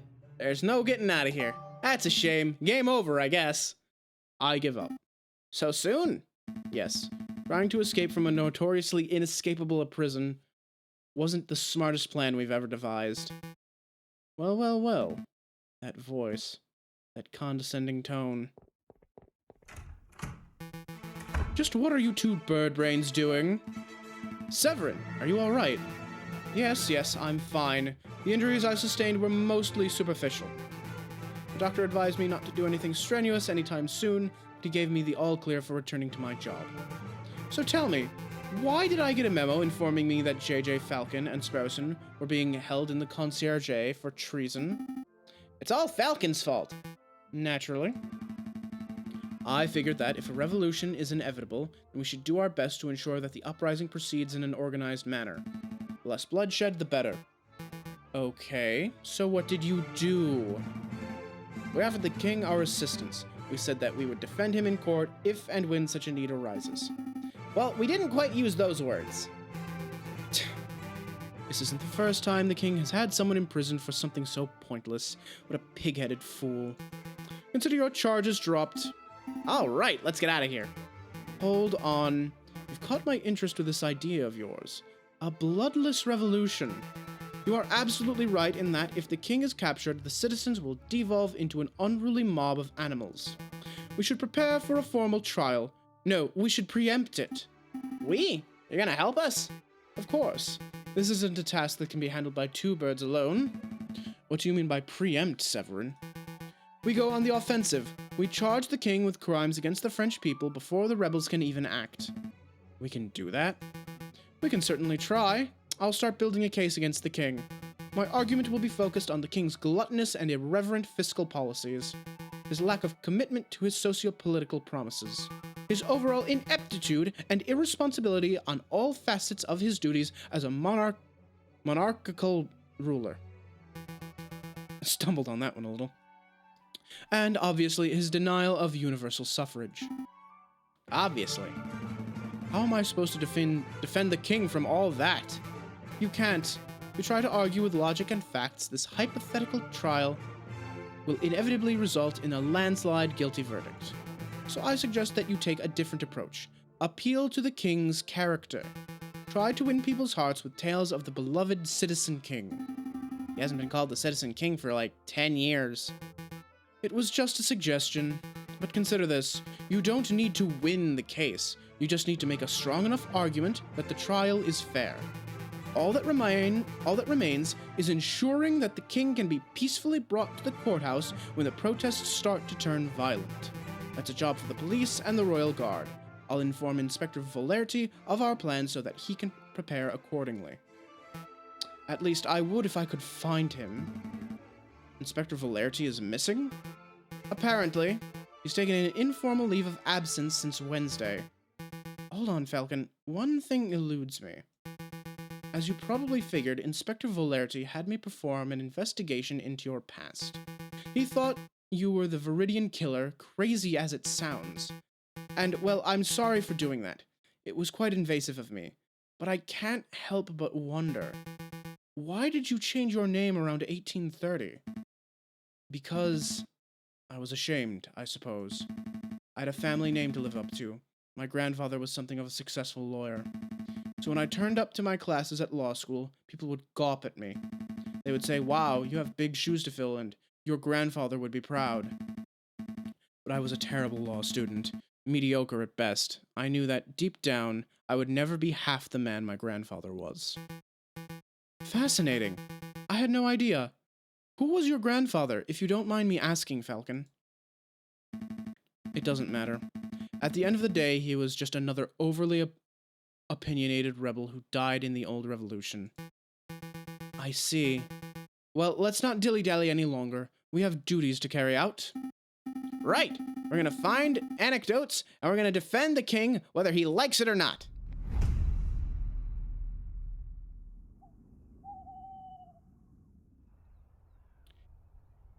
Okay, let's see. I have a sinking feeling that we're gonna find very few anecdotes that are, good for the king. Let's check our private investigation buddies. Maybe they got something here for us. Monsieur, visitors, Monsieur Volpes, visitors. Ah, if it isn't Monsieur Falcon and Monsieur Sparrowson, how may I help you two today? We're doing very well, Monsieur, but we don't have much time, so let me cut to the chase. We're collecting positive anecdotes about the king. Would you happen to have any? Positive anecdotes, How curious. As it happens, I have met the king twice. Once, as you know, I was in my Juan Quiero persona. Oh, right, of course. I don't think that story will be any use to us. What was the other incident? I can tell you, but there is a price. Are you serious? You're such a money grabber. A fox has to eat, Monsieur. Fine, fine. How much do you want? 40 francs sound good? 10,000. It's a bit much. I don't have that kind of money, Monsieur. Ah, no matter. I'm sure you'll think of some way of repaying the debt. Between that and my medical bills, we should be ready to afford basic things like food by the year 4000. Let's not worry about the debt for now, messieurs. Let me just tell you the story. It was several years ago, 1841, I believe. I was lingering around the Ile de la Cité. I was in the pursuit of an investigative lead, so I had adopted the persona and outfit of a sickly beggar. That's when I was approached by a kind-faced man. It was the king himself. He took a 20-franc coin out of his pocket. The king gave money to a sick beggar?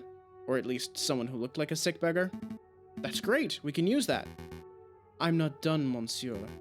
The king took the coin out and said, I know what it's like to be poor. When I was your age, I only had 1,000 of these to my name. Then he pocketed the coin and left. Oh. I'll make a note. Gave financial advice to the poor and needy. I hope that anecdote was of some use to you, monsieur. It might be, but I don't feel that we got 10,000 francs worth of material. I see. No matter. Just keep you in mind if you ever see a potential client. We will. Have a pleasant day, monsieur.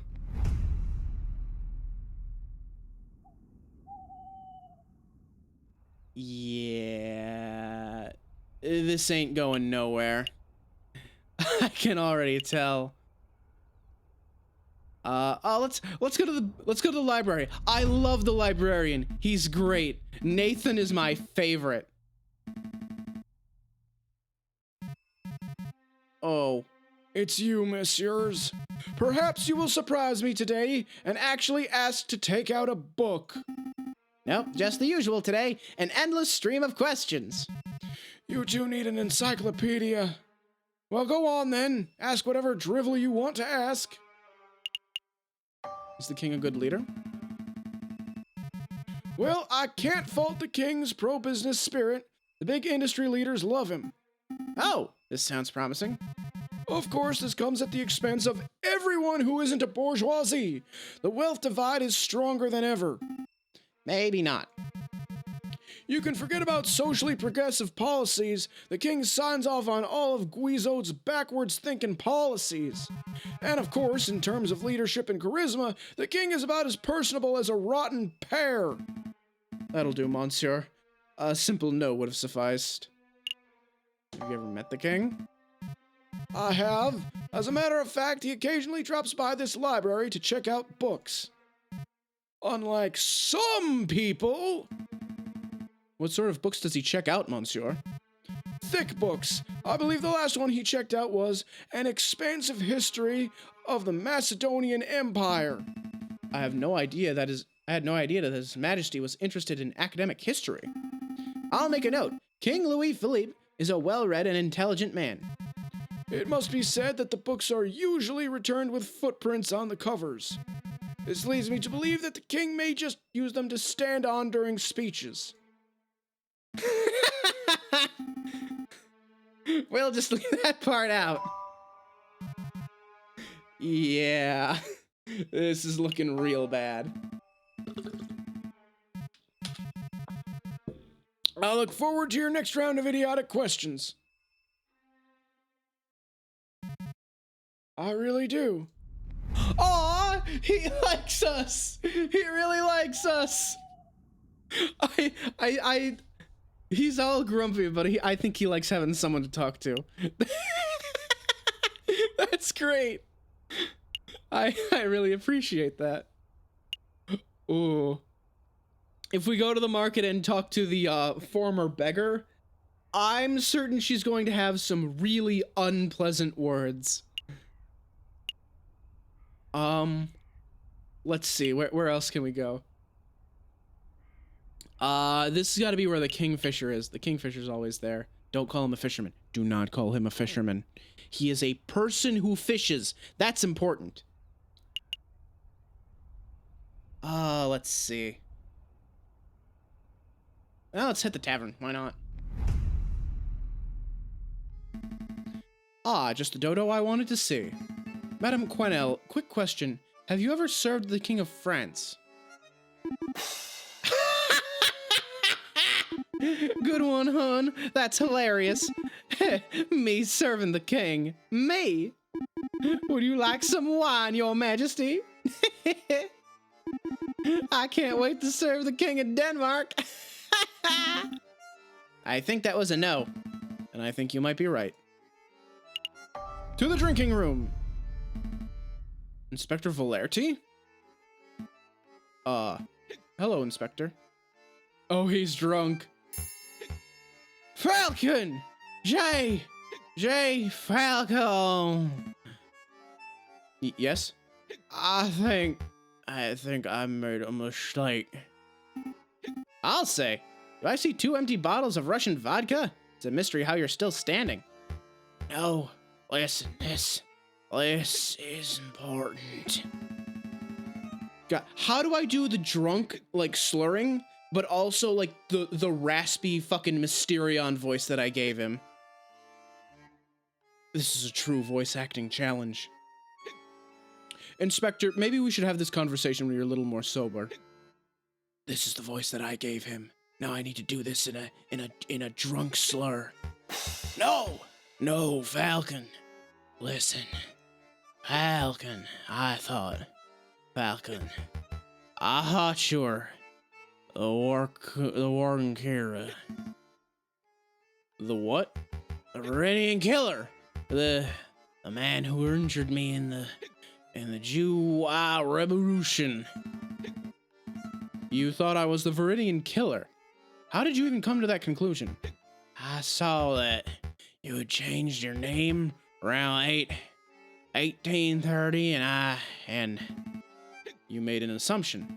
Wait, is that why you gave Severine a tip-off? Were you trying to lure the animal out of me or something? I'm sorry, Falcon. It was a mistake. Do you forgive me? Sure, why not? Yeah, sure. I forgive you for assuming that I'm a mass murderer, and then for nearly killing me and Severine in order to prove it. Oh, hey, it's today's PogChamp. I'm not sure how I feel about the community PogChamps. It's interesting. I'm not sure I approve. Actually, do I have? Oh my god. I just looked at my Frankerface Z emotes. I'm pretty sure I had Pog U in there, or like Pog O or something. It ain't there no more, but you know, here's the superior Pog face. I'm just saying that is the superior PogChamp.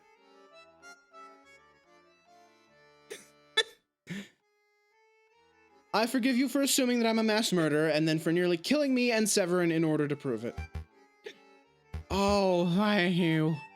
Thank you, Falcon. Now listen closely, Inspector. I have a favor to ask of you. A favor? For you, JJ. Anything. Maybe we should wait until the inspector is a little more coherent. No! I want help. I must pay my debt.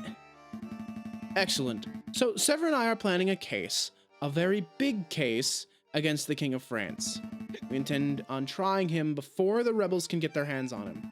When the rebellion starts, we would like you to bring the king to the courthouse. Do you think you can do that? Inspector? Treason! You are sympathizers to a rebel cause. This isn't treason, Inspector. We're ensuring the safest outcome to an inevitable revolution. You're treason. You treason. You are scum. Told you. Incoherent. Yeah, I guess you were right, Sparrowson. Well, Inspector, maybe you should contact us if you change your mind. And once you've sobered up. And the card room, I'm assuming, is still just, hey, bet 5 francs. Nope. Nope, we're not playing cards. We're good.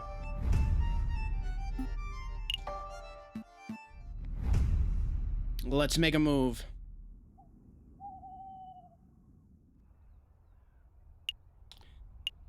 Well, let's head to the courthouse. Why not? Excuse me, Judge Maxime. Oh, hello, Falcon. I used to work on that Catacombs business. Word has really spread about your impromptu lawyering skills. Oh, it's Valentine's Day. I didn't even notice. Yeah, it's the 14th of February. Really, I'm getting a reputation? Hey, I helped too. Of course you did. Robinton? Sparrowson. Right, Sparrington. Judge Maxime, I don't suppose Monsieur Cocarico has filled you in on what we've been working on since then. No, he hasn't. How to put this? We're planning a trial of sorts.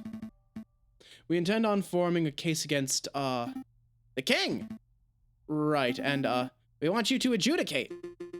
A trial against the king? Interesting. What are his exact charges? I'm not sure, to be perfectly honest. That seems more like Severine's territory.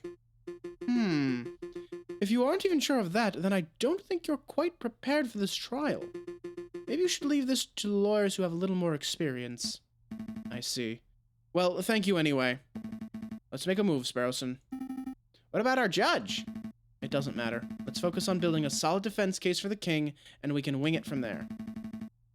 Maybe we can even hold a trial without any judges at all. Just Cocarico, me, and the king in the middle.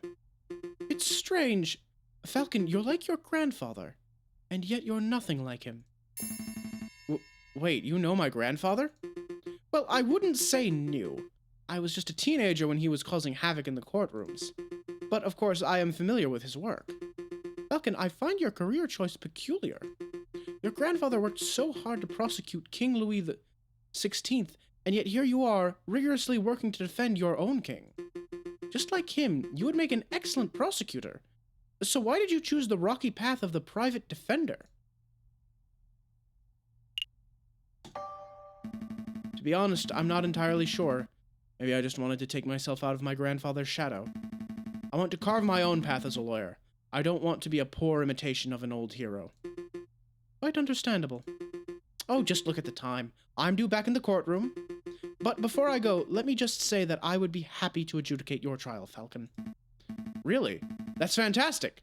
Thank you, Your Honor. It's no trouble. Show me what the grandson of Maximilien Robespierre is capable. Robespierre!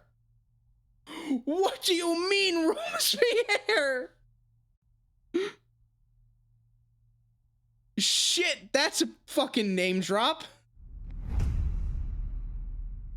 I'll admit, I don't know much about my French history, but that name sticks out like a sore fucking thumb. Yeah, he sure did try to bring down the goddamn king. A whole lot of other people, too. He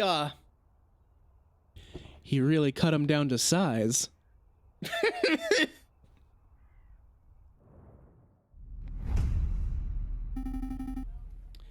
Time for some shopping, Falcon? Maybe later. For now, we need to find people who have spoken to the king. He's been known to pass through Les Halls on occasion, so if we're lucky... Hey, messieurs! It's us, remember? We remember? Are you keeping well, madame? Absolutely! Never been better! So what can I sell you today? Information. We're looking for positive stories about the king. I don't suppose that you have any. The king? No, I haven't got nothing to say about the king. The king's a smelly egg thief. Quiet, child. You know what they say about the king having spies everywhere? Spies? Calm down, Sparrowson. The rumors of the king having an elaborate spy network are patently untrue. Then how do you explain the shutdown banquets, huh? The shutdown banquets. The government's clamping down on anyone who dissents, you know. Let's get this conversation back on track. Joey, can you tell us why the king's a smelly egg thief? My name's not Joey. It's nothing you need to concern yourselves with, messieurs. Please go on. Please go on, madame. Don't worry, we aren't spies. At least, I don't think we are. I know. I trust you guys. See, a couple of years ago, we were running a shop. An antiques and odds and ends shop. And we had an egg. It was this golden egg. Super precious. We must have bought that thing for 200 francs, but it was easily worth 10 times that. We were pining on making a nice tidy sum from it. I see. An investment egg. So what happened?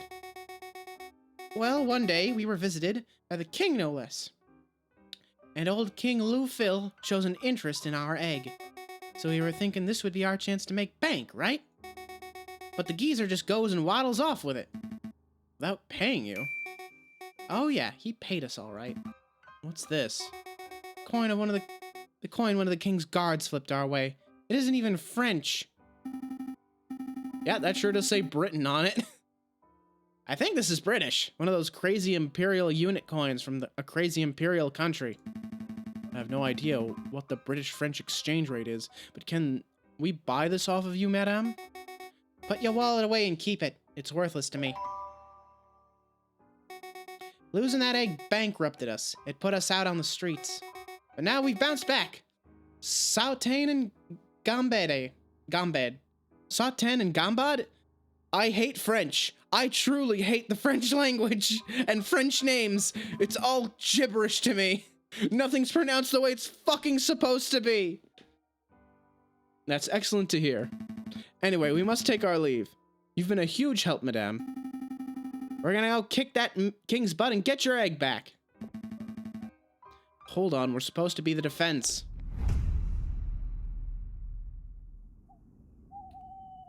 French is a gibberish language. It reminds me of that Twitter meme I've seen floating around. Forget LGBT discourse. We should unite for the one true purpose: to bully the French. I love that. It's just a bunch of a bunch of people with like pride flags over their head, just beating up someone with a French flag over their head. Monsieur Kingsley, we need your help. Finally! It's about time someone around here appreciated my skills. Your fishing skills, right? The term is angling, wise guy. This has nothing to do with fishing. Let me cut the preamble.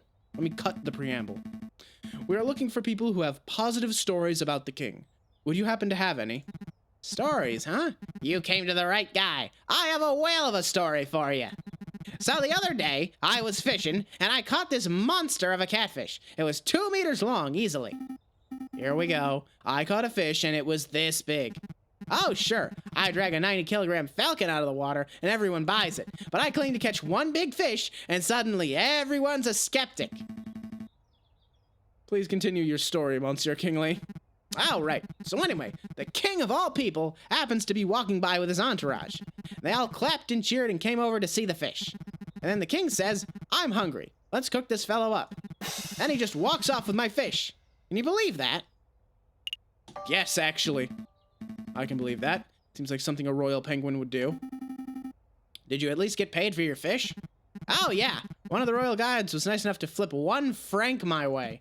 1 franc! You may as well just flip the bird. No offense. Ha-ha! Aha, so the king supports the local fishing industry. I'm writing this down.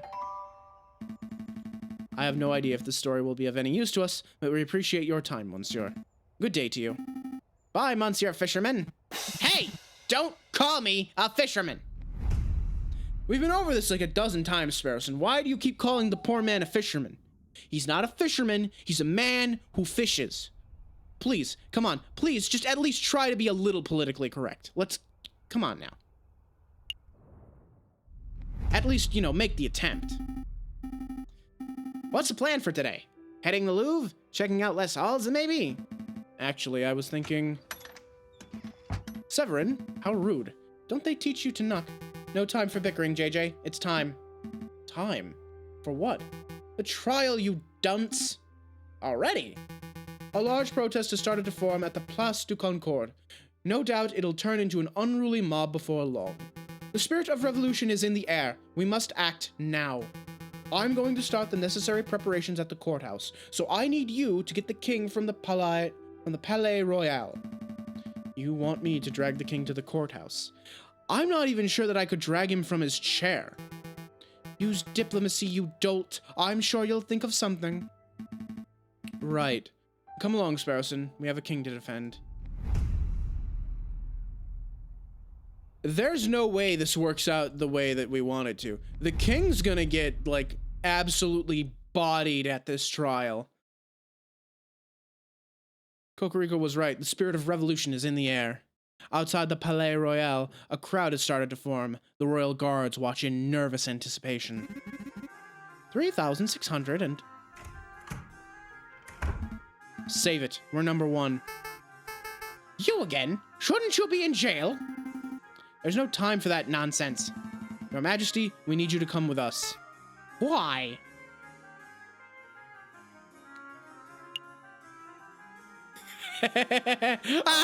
Let's go with this. I hear that there's a sale on fish at Les Holes. Trying to tempt a king with sales. That's a bold tactic. Thank you, monsieur, but I've had all the fish I could eat this week. Some nice kingfisher generously gifted me an enormous catfish. Needless to say, I'm stuffed. Suppose we'll try something else. There's a group of angry, bloodthirsty rebels outside who wish to tear you limb from limb. Wait, I should have just told him that there's a trial he needs to attend. Because he was in attendance at the first trial, and he was so goddamn happy to be there. He was so excited.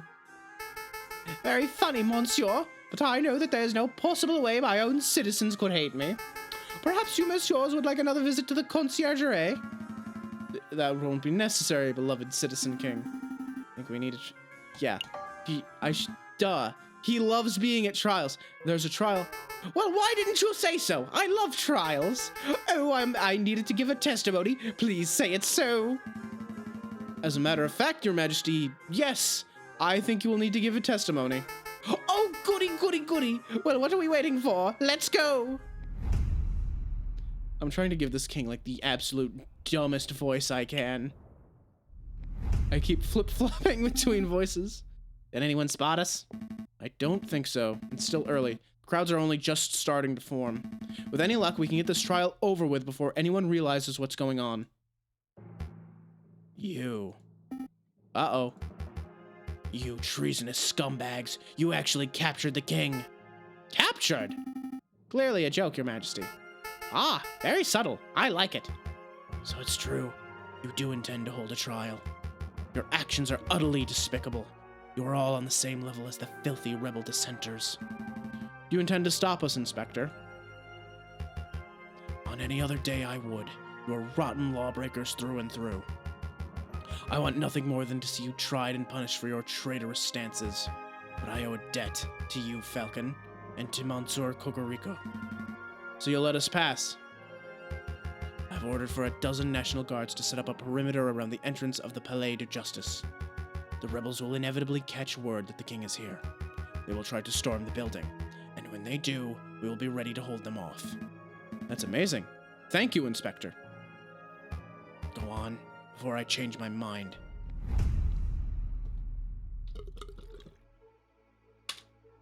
Here we go. I think this is going to be the final trial. This is the big climactic finish. Oh, should I be standing here? Am I in the right place? Where you are is perfect, your majesty. Now is everyone here? J.J. Falcon, present. The defense is ready, your honor. Severine Cocarico, present. The prosecution is ready, your honor. Oh, this'll be good. I wonder who's on trial. Is the jury all here? All present and accounted for, your honor. Everything seems to be in order. The court is now in session for the trial of King Louis Philippe. Oh, that's me. Wait, what? Calm down, your majesty. We're simply prosecuting you for a short list of 32 crimes against the French people. What is this madness? Did you set me up to this? Well, yes and no. We're your defense, your majesty. I'm so confused. The process is simple. I'll state a charge that is being leveled at you and present my evidence for the charge. You and your defense will then have the opportunity to present their own counter-evidence. I'm even more confused. Just let us do the talking, your majesty. We're doing this for your own good. Wouldn't want you to end up like old Louis the 16th now, would we? Let us proceed. Prosecution, present the first charge. Oh, hiccup. King Louis Philippe, you are being charged with neglecting the lower classes of the nation. Your continued support of Guizot's outdated policies have resulted in an ever-growing wage gap. Poverty is rampant. Animals are forced to turn to begging, thievery, and burglary just to survive. How do you justify this vile attitude? Goodness! You're going straight for the jugular, aren't you? I'm a good person. I don't hate poor people. I feel mild contempt for them, certainly, but don't we all? Please allow me to do the talking, Your Majesty. Severine, the king is far kinder to poor people than the general populace has been led to believe. Some would even describe him as a generous philanthropist. Who would describe him as a generous philanthropist? Some would. I'm going to have to do better than that. Show me an example, just one example of the king being generous to a poor person. Here we go. I would like to present this story. It is the account of a person who was a sick and starving beggar. One day, this beggar was approached by the king. Did the king offer the beggar money? No, he offered something far better. He offered the beggar financial advice. It's true! I did do that! Where's that beggar now? He runs a successful business that can pull 40 francs from a single client transaction. Amazing! And the ex-beggar attributes the king for his radical transformation? Well, he didn't say so directly, but it was implied. Interesting. Would you mind telling us the name of this person? I would rather not. You know, because of witness confidentiality and stuff. I thought as much. This beggar is entirely fictional, isn't he? Or at best, the details of the story have been exaggerated to paint the king in a positive light. Let's make no mistake here. No beggar would ever benefit from financial advice issued by King Louis Philippe. Oh dear. Outside the Palais Royal, protesters charge at the building's gates, effortlessly overcoming the royal guards. Looters take the opportunity to overrun and ransack the building. Where on earth is that accursed king? Piero. No sign of him, ma'am. Rumor is that he's gone and fled the building, same as Guizot. Prime Minister and the king both fled before we even started our assault. How is that even possible? Madame Beaumont, I found someone who may be of use. Oh dear. A royal guard. Nice find, Fontaine. Speak, duck. Tell us where the king is. Ha! You think me a common turncoat? I would have you know that I am the mighty Officer Beck. I would sooner die than betray my country. Okay. Yeah, not a bluff you want to make with her. The Palais de Justice. A couple of lawyers came and took him to the Palais de Justice. That was easy. Piero, Fontaine, gather the crowd. We're marching on the Palais de Justice. What are we up to? Charge 12? Please continue, prosecutor. Very well. King Louis Philippe, you stand accused of crushing small businesses in favor of supporting wealthier industry giants. Such a nepotic attitude only serves to discourage people from forming their own enterprises. I disagree. As a self-made businessman, the king has constantly shown his support for all businesses, big and small. Another ludicrous assertion from the defense. Prove me wrong, JJ. When has the king ever shown support for a grassroots business?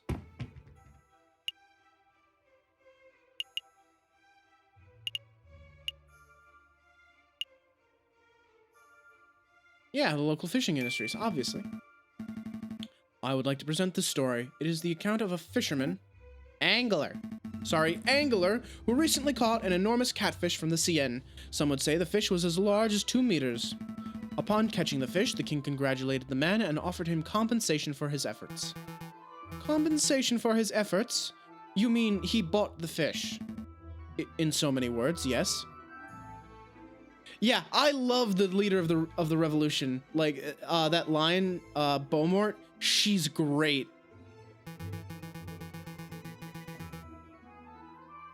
Well, putting aside how weak an example that is of a man supporting a local business, I see a much more pressing issue. There is no way that a fisherman caught a 2-meter catfish from the Seine. What if he had killer bait? Like, say, a box of high-end chocolates. Oh! That's... okay. Alright. That's the bait you could have used to get the string cheap. Okay. Alright. I see now. Like, the whole time I'm sitting there like, okay, so you have to give this guy bait to get his fishing line. Well, I don't know what bait he would possibly want. The chocolates, okay. That would have saved me 10 francs instead of 5. Ludicrous. Nobody would be stupid enough to use chocolates as fishing bait. You guys can't be serious. Outside the doors of the Tribunal de Grande, Inspector Valerty watches the ever-growing crowd of protesters. The National Guard poise their bayonets, keeping the angry mob at bay. Disgusting rabble, the lot of them. Oh, it looks like the guards are letting someone through. An emissary of the rebels, or perhaps one who considers themselves a leader. There she is! Are you the officer in charge of this barricade? I am. I came to talk to you directly. I feel we can settle this maturely. No violence, no casualties. Wouldn't that be marvelous? We only have one demand. That is that you stand aside and let me escort the king out the building. Grant me that, and I will order the crowd to disperse.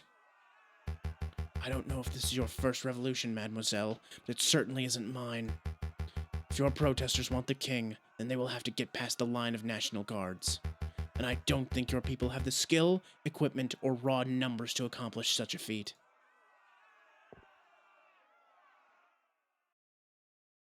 She didn't even say a word. She's just going. I believe we're up to the last charge, are we not?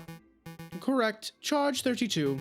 King Louis Philippe, you are accused of being an imbecile. You are mentally unfit to run this country. No need to get personal. Isn't it a crime to be... It isn't a crime to be an idiot, Severine. Thankfully. If it were, we would all be doing hard time right now. Illegal, no, but it does raise the question of why we are giving an idiot so much power. Ha. Giving an idiot power, huh? Where have I heard that before? Sorry, I'm forgetting my own chat rules, aren't I? Moving on. Let's not follow the example of Great Britain, who let the Mad King George III rule for decades past his prime. King Louis Philippe is neither mad nor stupid. He is an intelligent and competent individual. I'll have you know that I'm not only competent on prune... I'll have you know that I'm only competent on prune days.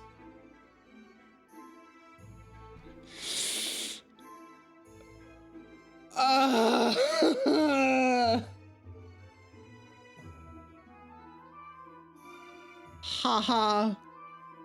Funny poop joke. Your Majesty, please. You've chosen an impossible battle, JJ. The king's idiocy is widely accepted. I urge you to prove me wrong. Show me one shred of evidence that the king is not a blithering idiot. He's an avid reader. He borrows books from the library all the time. I would like to present this account given by a local librarian. He asserts that the king is something of an avid reader. Picture books don't count, JJ. Oh, I had no idea that An Expansive History on the Macedonian Empire was a picture book. The king has been known to check out as many as a dozen thick books in a single day, covering a whole range of subjects. Face the facts, Severine. The king is an educated man. Perhaps a test is in order. That won't be necessary. What was the name of that book you mentioned? An Expansive History of the Macedonian Empire? Tell me, Your Majesty, where is Macedonia? Where? Yes, I'll even make it easy. Just tell us the name of the continent. What continent is Macedonia in? I won't lie, I'm not quite sure myself. Is that an Asian country? He's not even gonna say continent, is he? You can do this, Your Majesty. It's a 1 in 7 shot. Can he really do it? I took it too, man. Hey, Kutsumani, thanks for coming. I appreciate it. And yes, it's birds and lawyers. They're lawyer birds. And this is the king. He's a penguin. He's been asked, what continent is Macedonia in? I want to say Africa. I know, I'm saying your name. I'm saying the name that you have in chat so that the other people in chat know who I'm talking to. I know it's Garis. I've got it! London! Oh, mon Dieu. I think we're done here, Your Honor. As I have demonstrated in excruciating detail, the king is incompetent, lazy, stupid, and occasionally malicious. He isn't fit to run a bakery, let alone a nation. Very well, prosecutor. Does the defense have anything to add? Yes. Yes, Your Honor. I've got nothing. I've defended this man to the best of my abilities, and I have nothing more to say. Very good. Then I shall now converse with the jury. We shall determine precisely which crimes the king is guilty of and decide on an appropriate punishment. Punishment? Lawyer man, you have to do something. I'm scared. Calm down, Your Majesty. The whole purpose of this trial was to see that your punishment is fair and fitting. You're not going to end up with your head on a spike. At least I don't think you will. That mademoiselle is returning. How naive. Negotiations are over, mademoiselle. Once again, I ask that you let me pass. Let me extract the king without issue, and we shall be on our way. I warn you, the protesters are getting rowdy. Any moment now, they might charge on their own accord. Your commitment to pacifism is admirable, but you are brimming with naivete, mademoiselle. Be on your way. Tisk, tisk, I warned you that your methods were too passive, madame.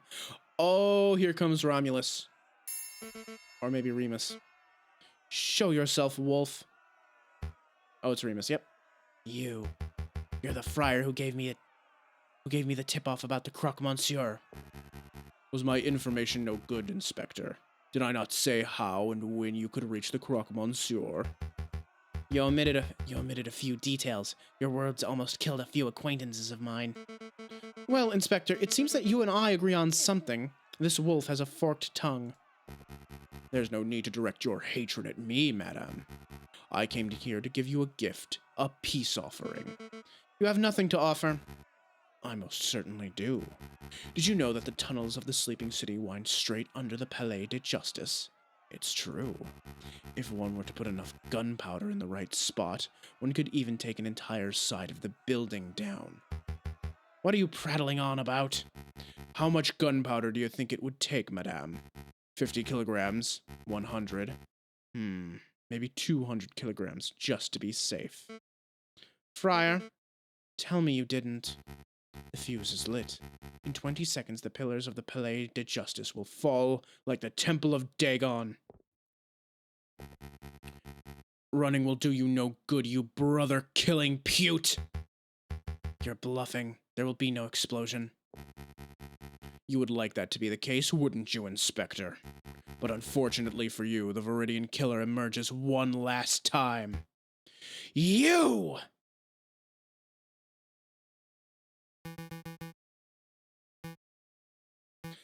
I must congratulate you, JJ. No, Falcon. You argued excellently. I'm as unsure of the Penguin's fate as you are, but one thing is for certain. You could not have done your job any better. Thank you, Cocarico. After a small amount of deliberation, we have come to a decision. We find the defendant, King Louis Philippe, to be... Boom. Oh yeah, I think Barbie would love this game. It's birds... And that, yes, it's birds. They're all birds. Well, they're not all birds. There's wolves and foxes and lions. An explosion! It sounded like it came from right outside. I hate to, be the bearer of, bad news, but, well, in a matter of speaking, how to put this? For pity's sake, spit it out, monsieur.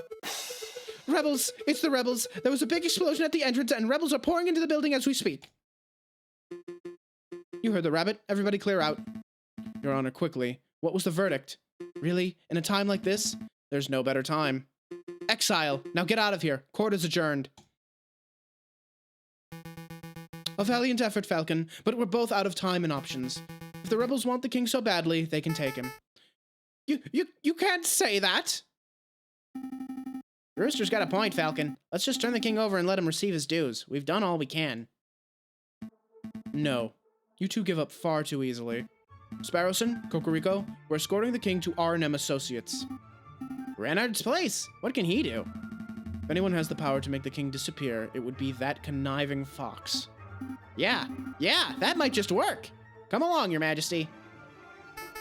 Oh dear, oh dear. Come on, Cocarico. No time to dawdle. I'm staying. For there to be any chance of your ridiculous plan succeeding, someone must stay behind to delay the rebels. Cocarico. Go. I've got this. Good luck. That damned wolf nearly killed the lot of us. You? You're the one harboring the king? It's a pleasure to see you again too, madame. Don't get snarky. Where is he? You're too late. The king has long left the building. For all I know, he could be halfway to Guadalupe by now. So he's already gone. Damn. There goes my opportunity to enact justice. Enact justice? You should have seen the trial, madame. Everything was official, professional, and logical. It was the most brilliant display of justice that I've ever seen. But the king is in the process of receiving a fitting punishment. Cocarico, did my father receive a fitting punishment when you were the prosecutor at his trial 10 years ago? No, madame. But every day since then, I've strived towards justice, and I shall continue to do so for the rest of my days. See that you do. I'm glad they were able to resolve that. I'm really happy that that got resolved. So, like, for those that didn't see, like, the first, like, couple streams, Cocarico's entire, like, character arc, well, he doesn't have a character arc. He's Edgeworth, basically, from Phoenix Wright, but he's already had Edgeworth's, like, character arc that he had in the first game. He's already gone past the whole, like, you know, oh, I'm a prosecutor, my job is to get guilty verdicts. He's gotten past that, and he's just like, I want fair trials where the people get fitting punishments and innocent people don't get convicted. You know, that sort of thing. Huh. This is taking forever. You aren't going any further. It's that friar. I'm not going to let you take another step towards the king. I didn't come here for the king. I came here to kill you, JJ Falcon. Very well. Sparrowson, take the king and hurry to Reynard's. I'll handle this monster. Are you sure you'll be okay? I can handle one crippled wolf. Okay. Come on, your majesty. That explosion at the courthouse. That wasn't just the rebels, was it? Of course not. That was to take out the murderous pute who killed my brother. Madame Beaumont. She was the madame who pulled the trigger, but it was your words that sentenced him. And I would do it again. You and your brother are heinous individuals. Call us what you like. It doesn't matter anymore. Your blood must pay for this. Pay for his. An eye for an eye. That is the way of the judges of old. You don't appear armed. I don't need a gun or sword to kill you. There are 100 kilograms of gunpowder beneath our very feet. One more step and this entire area will go... Vile scum. Valerti! He's back! He did it! He didn't die! Amazing! Well, to be fair, Frere Remus didn't die in that explosion. I guess Valerti wouldn't either. Inspector, just in time. You look a little singed. Did you hear that explosion, Monsieur Vulpes? I did. It seems the rumors are true, Mousy. The revolution is in full swing. Go on, get in there. Visitors, Monsieur Vulpes, visitors. I wonder who... Oh my, King Louis Philippe. Good afternoon, Your Majesty. Are you... Monsieur Vulpes? I am, and this is my companion, Mousy. It's a pleasure to make your acquaintance, Your Majesty. I must admit, I rarely have a gentleman of your caliber in this office. Please, have a seat. Mousy, fetch His Majesty some tea. Right away. I hear you can make people disappear. Ah, yes. A new identity, a new face. Indeed, I can make that happen. Of course, there is a price. How much? Normally, such a service would cost 100 francs, but for you, Your Majesty, 10,000. 10,000 francs? I don't carry that sort of money on my person. I'm sure you can find a way. That crown on your head and egg in your hand would surely be enough to pay for this exquisite service. Whew. You're a crook, Monsieur Vulpes. Now, let's not call each other names. We are both grown men. Now let's see, you shall need a disguise. Ah, here we go. Go put this on.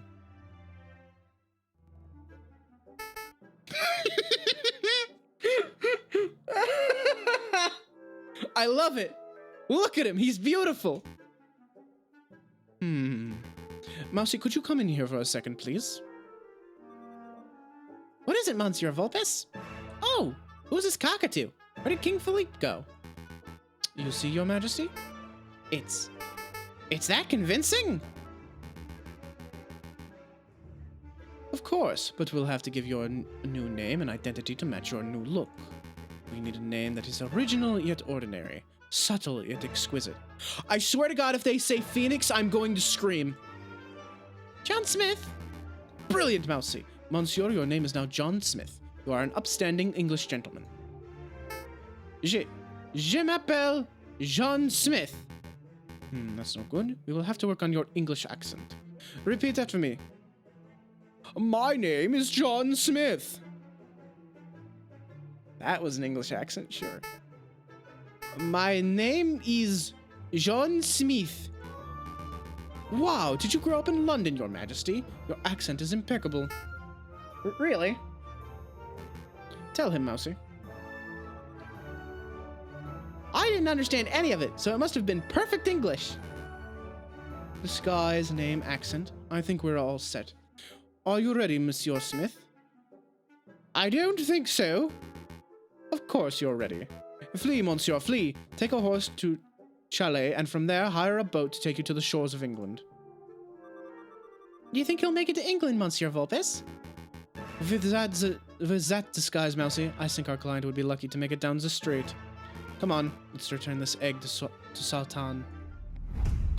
He knows! He knows about the stolen egg. And he's going to return it! That makes me happy.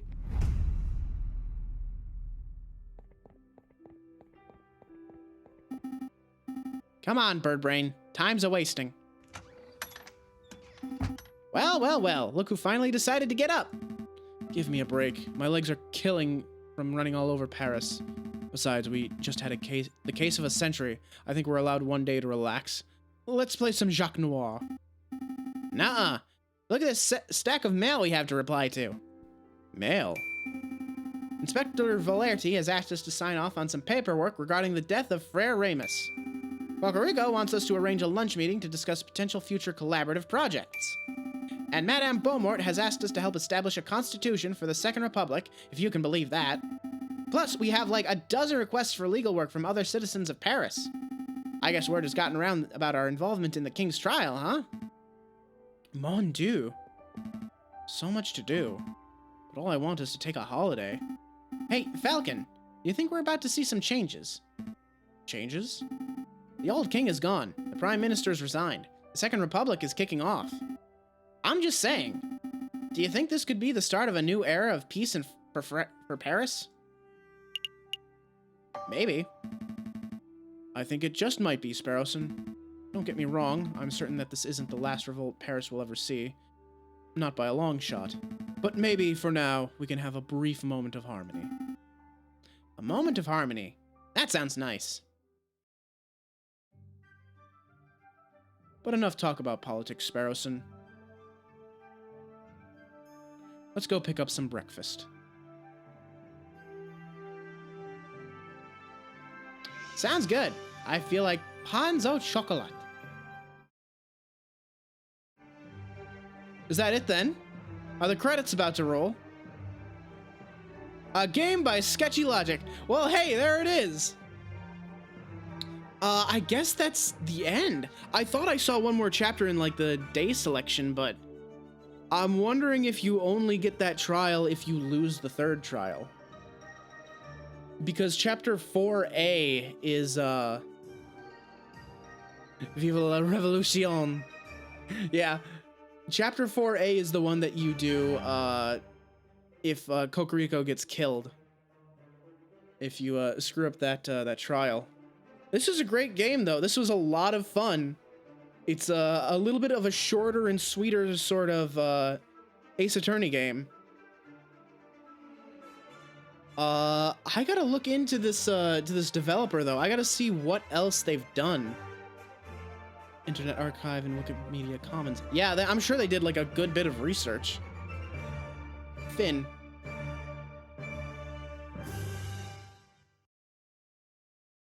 You have reached the end of Route B, Égalité. The ending you received was determined by the decisions you made in Chapter 3. Try tackling the trial in the Catacombs differently in order to see a different ending. Thank you for playing Aviary Attorney.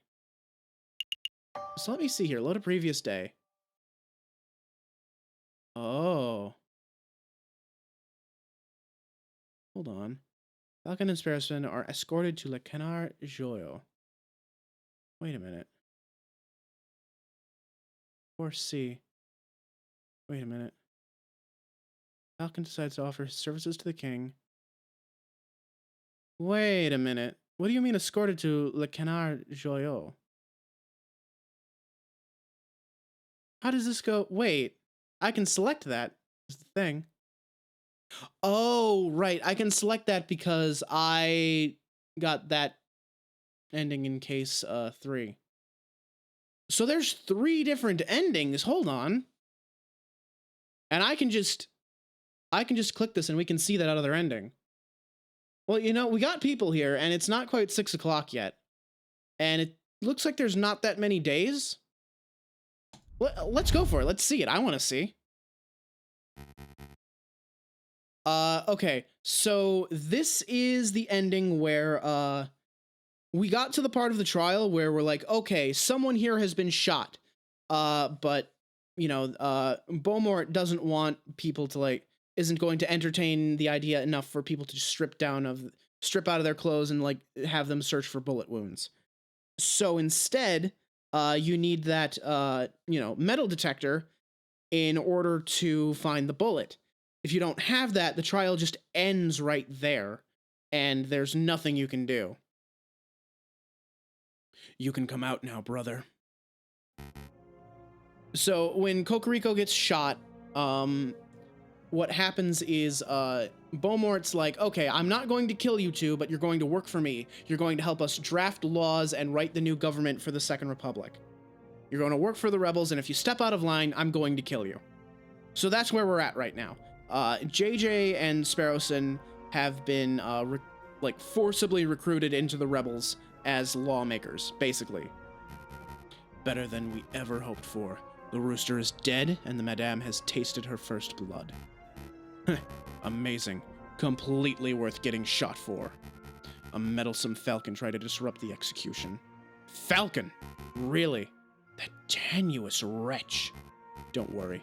He floundered and bumbled around hopelessly. The madame thinks that he's of some use, but really he's as good as dead. This is marvelous. Every piece is falling into place. Our dream will be a reality in no time at all. To reason, brother. To reason. Fraternité.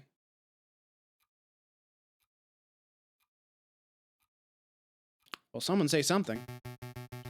I hope you don't harbor too much hate for the madame. I know that the rooster was your friend, but the madame does what she does for the good of France. Boy, oh boy, this is awkward. It is a bit. Perhaps a round of drinks are in order. After all, this is a tavern. What do you two say? I'm not thirsty. I mean no disrespect, Fontaine, but I'm not thirsty. Me neither. I get it. You're both a little shaken by what you saw. Can we at least get you some wine? Just a small glass to calm the nerves. Fine, whatever. Very good. Piero, fetch our guests some drinks. It's your round. My round? No way, it's your turn. Turns don't matter. You still owe me for that omelet I generously paid for last Friday. Yeah, well, you owe me for that coffee on Tuesday. Okay, so that's 30 cents of coffee deducted from a 60-cent omelet, plus the 25-cent peanuts you swapped from my pantry. Hold up, I ain't so good at mental arithmetic. Listen, Sparrowson, you need to go. Go? Yes, I'll create a distraction. You head straight for the back door. Is that such a good idea? If we both stick around, we could both end up dead as soon as we rub that lioness the wrong way. If we both run, these two will probably shoot us in the backs. So the way I see it, one of us running is the most viable option. Falcon. Don't argue. Once you're out, find Valerty and tell him what you've seen. Okay. So it's agreed. You get this round, and I'll owe you 2 cents. Yep, I'll hold you to 'em 2 cents. Be right back. Don't you two move or nothing. He'll hold me to the 2 cents. That Piero's such a miser. Anyway, I don't feel like sitting in silence. Let's talk to pass the time. I have a gun question. Fontaine, I have a gun question. A gun question? Do go on. Let's see. Which one of these is going to get him talking the most? Maybe this one. What's better, flintlock or percussion cap ignition systems? What a delightful technical question, but I'm afraid there's no dispute here. Percussion caps are the future, hands down. You see, flintlocks are unreliable. A little light drizzle and the ignition system no longer functions. The gun becomes worthless. But a percussion cap will always work, as long as it's built correctly, and as long as the gun has enough gunpowder. I suppose there is the matter of material cost. How much does a brass cap cost compared to flint and steel? It's a little pricier, I think. Alright, I brought drinks. One for me, one for you, and one for... Oh, where's the little one? Little one? He's right. Oh, merde, I lost him. You lost him? How did you lose him? I was gone for 2 minutes. I think I dropped the ball on this one. I'll say, the madame's gonna string us up for sure. Actually, we should make up a cover story. Can't let her find out about this. You can't let me find out about what? Let Sparrowson escape. Tweedledee and Tweedledum over here weren't paying attention and let Sparrowson walk casually away. Madame. We can explain. I swear, I give you two bozos one damned job. It doesn't matter. That little bird was dispensable for our plans, but Falcon isn't. What's important is that he's still here. Madame, if Sparrowson runs to the police, then both this location and the Sleeping City are compromised. We should keep this meeting brief. Agreed. Falcon, let me quickly fill you in. As you probably know, we are planning to form a protest, an enormous protest, on the 14th of this month. We intend to draw a massive crowd at the Place du Concorde, and then we shall march across the Tuileries Garden. March across the Tuileries? You intend to storm the Louvre? No, the Palais Royal. That's where the King and Prime Minister will be residing. I would like it to go peacefully, but... Peaceful uprisings have a habit of turning violent, don't they? Exactly. And we can't let the leaders of this country escape amidst the chaos. They must be tried for their crimes against the French people. On that note, I want you to lead the prosecution. You want me to prosecute the King of France? The King and the Prime Minister, they are both responsible for the rampant inequality that plagues this country. On the day of the revolution, we will drag both of those overpaid bourgeoisie onto the streets, and you shall prosecute them then and there. I think I understand. Prosecuting the pair for crimes against humanity, I suppose. It could certainly be done. If I were to interview a lot of citizens, gather a lot of evidence, file some paperwork, I could probably prepare a case in around 2 months. We don't have the luxury of time. Use your ingenuity on the day, just like you did in the Catacombs. You can't be serious. There is no alternative. The wheels of the revolution are already turning, and the revolution will ignite in under a week. The question on my mind is, what do we do with you until then? You can leave him with us, ma'am. We'll keep a good eye on him. After seeing the atrocious job you two did guarding the little bird, I think not. I'll just have to guard you myself, Falcon. You shall spend this week at my side while I complete our preparations. At your side? All day and night? Absolutely. I'm not going to let you out of my sight for 1 minute. That seems excessive. You can trust me, madame. No, I can't. You've promised to help me, but I know that you don't actually believe in the cause of the Second Republic. If I give you 1 grain of freedom, you will undoubtedly flee. This meeting is over. Come along, Falcon.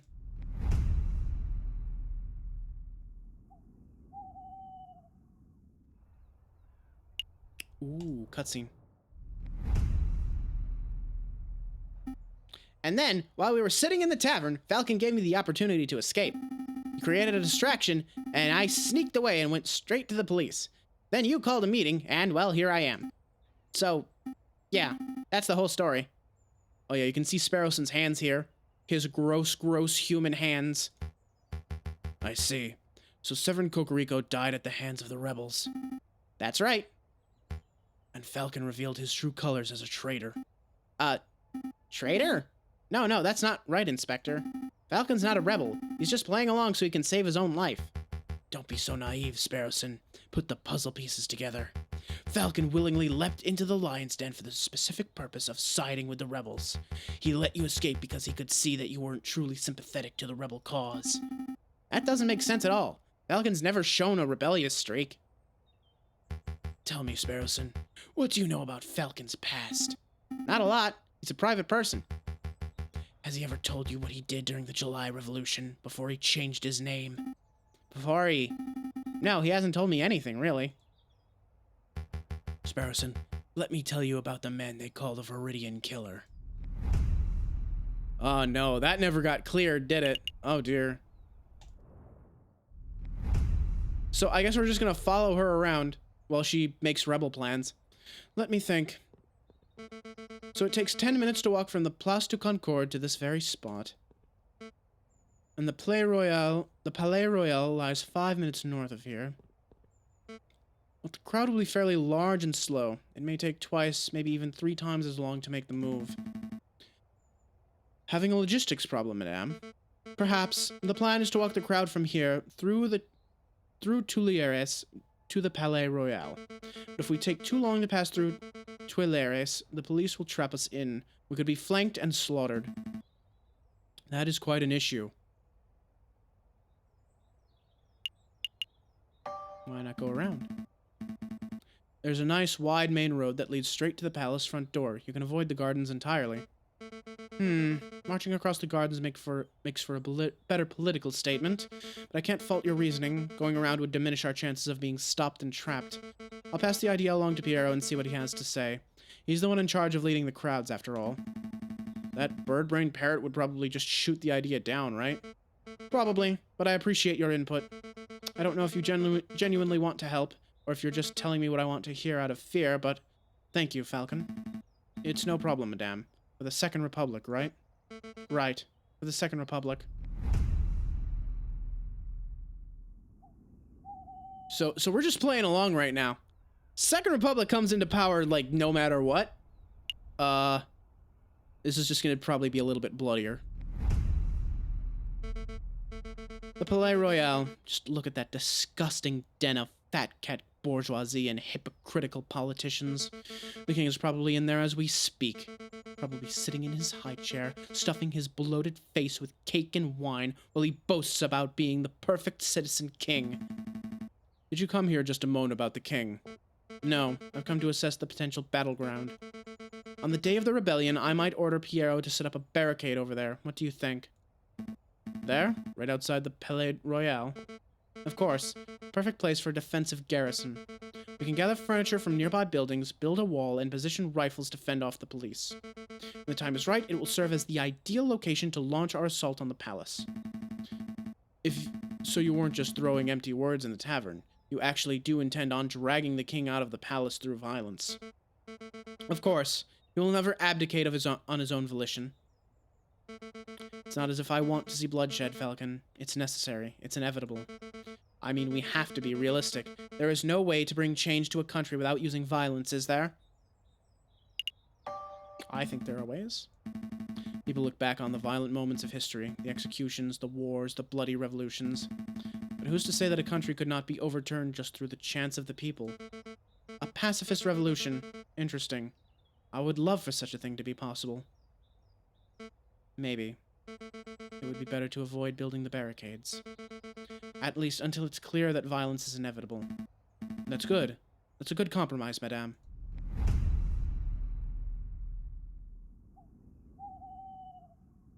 Well, 2 more days, and the revolution begins. Miss Hollis, huh? Let me guess, you have a weapons supplier somewhere around here. Or maybe this is where you plan on meeting an informant, a government defector? It's as good a meeting spot as any. Actually, I'm here for groceries. There's no need for that look. You think just because I'm a gun-toting rebel, I don't need to buy food? Ma'am Beaumont! Ma'am Beaumont! Well, well, isn't Swatan and little Gambade. You're growing bigger every time I see you. Ma'am, you have to hear this. Something big went down here yesterday. A policeman! A nasty, ugly policeman! Let me guess. He was bullying people into revealing secrets on the whereabouts of the revolutionaries. Well, that's how it started, ma'am. Same old bullying tactics. He was pushing around this old beggar rat who hangs around the market sometimes. Then, when the rat wasn't speaking up, the policeman drew his gun and shot him. The policeman shot the beggar, just like that. Yep. Then the coward cop went and ran before we could turn on him. I find this difficult to believe. A policeman wouldn't openly shoot a beggar without just cause. Open your eyes, Falcon. This is the regime that us Parisians live under. We are ignored by the government, oppressed by the police, and hanged by the courts. Why do you think I'm fighting so hard to make a change? We can't put up with this sort of bullying. No, this can't be right. Something has to be missing from Swatan's story. Do you mind if I ask you a couple of questions, madame? Sure, ask away. Make it quick, Falcon. What did the policeman look like? Well, I didn't get a good look, but he was tall and ugly and mean looking, and he had one eye. One eye? Yep, he had one of them pirate patches. There's no way. Ring any bells, Falcon? I know a man who fits the description, but it simply couldn't be him. He's a bitter individual, but he's morally righteous. I can't imagine him shooting an innocent person so recklessly. Don't let your bias toward the justice system affect your judgment, Falcon. If you think you know who did this, then please name and shame him. I think I should bite my tongue until I'm a little more certain. If a policeman did shoot an innocent person, then there would surely be an investigation. Huh. Your naivete knows no bounds, Falcon. You think the police care if one of their own is out of control. Actually, there was one bloke asking around, but I don't think he was a policeman. Oh? Go on, madame. Well, he was this charming fox. Renard. A friend of yours, Falcon? Something like that. We should probably pay him a visit to see what he's up to. Pay him a visit? I suppose we can set aside a little time. Just who was this beggar rat? I didn't really know him well, monsieur. None of us did. He was kind of a loner who hanged around, asking for scraps of food and cents. I don't even know his name. That's so sad. Did he have no family, no means of support? Falcon, do you have any idea how many beggars there are on the streets of Paris? How many people go hungry? How many people are forced to turn to crime? I'm well aware, madam. I'm asking these questions to see if there was perhaps some reason why that particular rat was killed. But no, it appears that this was just the loss of one unnamed beggar, a rat among many. It's tragic. That it is, monsieur. Is there any other way I can help? That's all, madame. Thanks for all your help. We'll try to get to the bottom of this Swatan. Just make sure to stay safe when the revolution starts. Stay inside. Keep Gambade safe. Of course, ma'am. You stay safe yourself, you hear?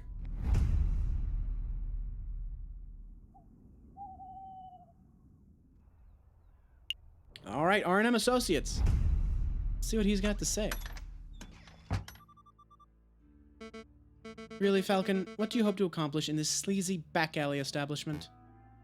Sleazy? Madame, my back alley office is perhaps a little cluttered and eclectic, but I resent the accusation of sleaze.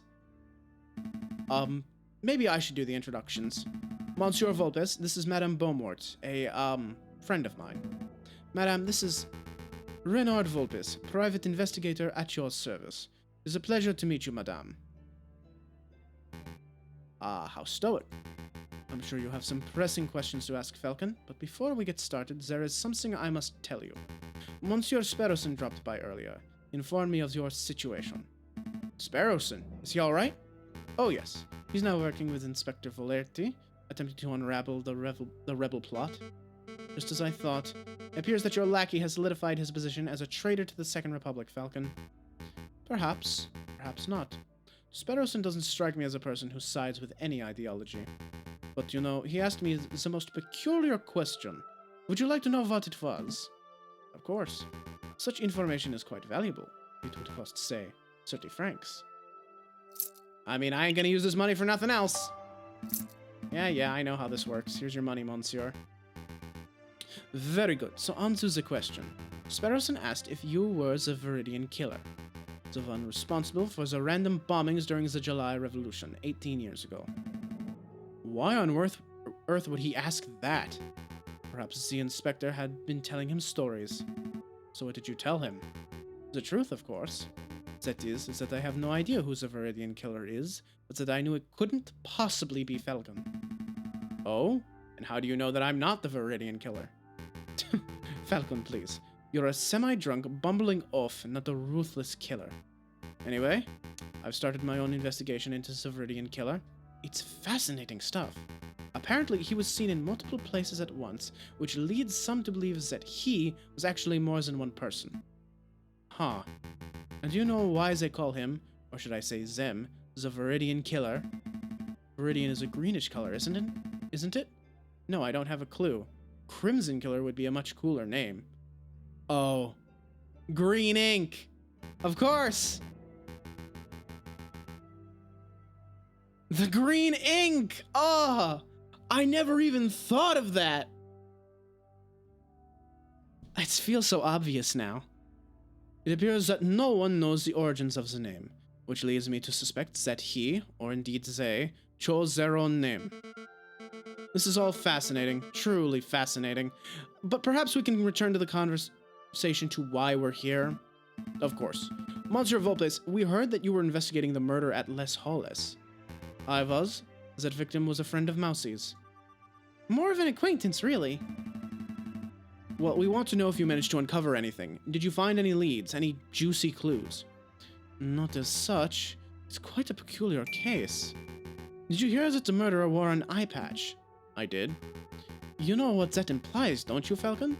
You only know of one police officer, or indeed one person, who wears an eye patch. Yep, that would be Volerty. That can't be right. You wouldn't describe him as a murderous man, would you, Monsieur Volpes? Murderous? I don't know. He's certainly passionate about finding the Viridian killer. Who's to say that he wouldn't kill in the pursuit of his arch-enemy? Falcon, I want to solve this mystery as much as you do, but time is pressing and we have other matters to attend to. We must take our leave. Understood. Until next time, Monsieur Volpes. Goodbye and good luck, Monsieur Falcon. It was a pleasure meeting you, madame. Monsieur Volpes, that lioness looked pretty angry. Is this revolution going to end in blood, Monsieur Volpes? Just like in 1830? Probably. I mean, hopefully not, but probably. Alright, here we go, Revolution Day. This is it, Falcon. The day we make our stand. Everything is coming together. As we speak, Fontaine is gathering the protesters at the Place de la Concorde. Pierrot is making preparations to build and arm a barricade near the Palais Royal. Just as a precaution, you understand.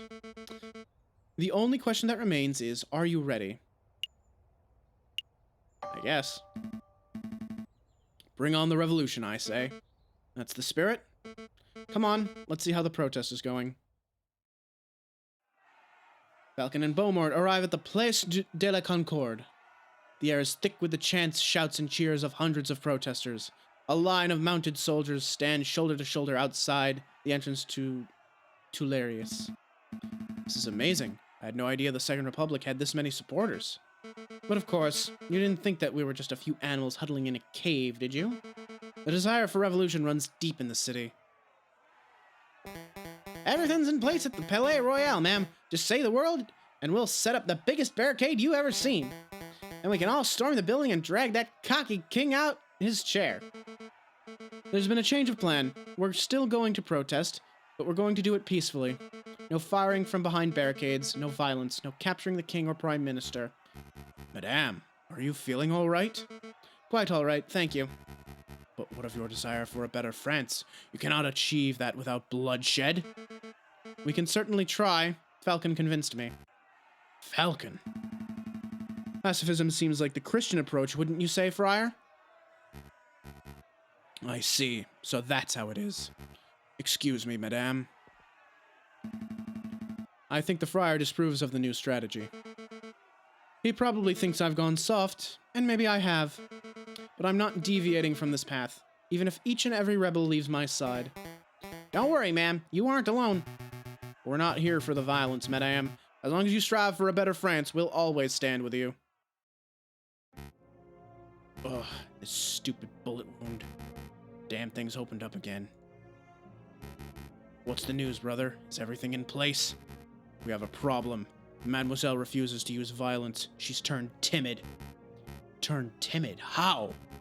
It appears that the lawyer, Falcon, is something of a lion tamer. J.J. Falcon. That bird is proving to be more trouble than the rooster, I swear. Brother, listen. If there's no violence, then there will be no power gap. One leader will just peacefully replace another. We need chaos for our plan to work. Guess we'll have to follow through with our contingency strategy. I'll find the victim, you find the suspect. Don't push yourself, brother. You're still injured. Look at those scum. Foul vermin, the lot of them. Mark my words, Sparrowson. Every one of these petulant dissenters will take the first opportunity to turn aggressive. They lust for violence. They don't look too violent to me. Trust me, this is just how the crowd looked before the July Revolution. It only takes one crazed individual, the entire crowd will explode into a frenzy. Hey, it's you. Friar, good to see you again. No time for pleasantries, Inspector. You're needed urgently on the Place de la Concorde. Me? Why not ask one of the officers on active guard duty? There's no time to explain. Any minute now. Ah, do you hear that gunshot? It's already begun. Come on, Inspector. We must make haste. Inspector, I really don't think you should be trusting this friar. He's a two-faced wolf. Friar Remus has provided me with reliable information in the past. I trust his judgment. But Inspector... This isn't up for discussion, Sparrowson. I have a duty to uphold. Stay put. I'll be back in no time at all. But But he's the Viridian killer!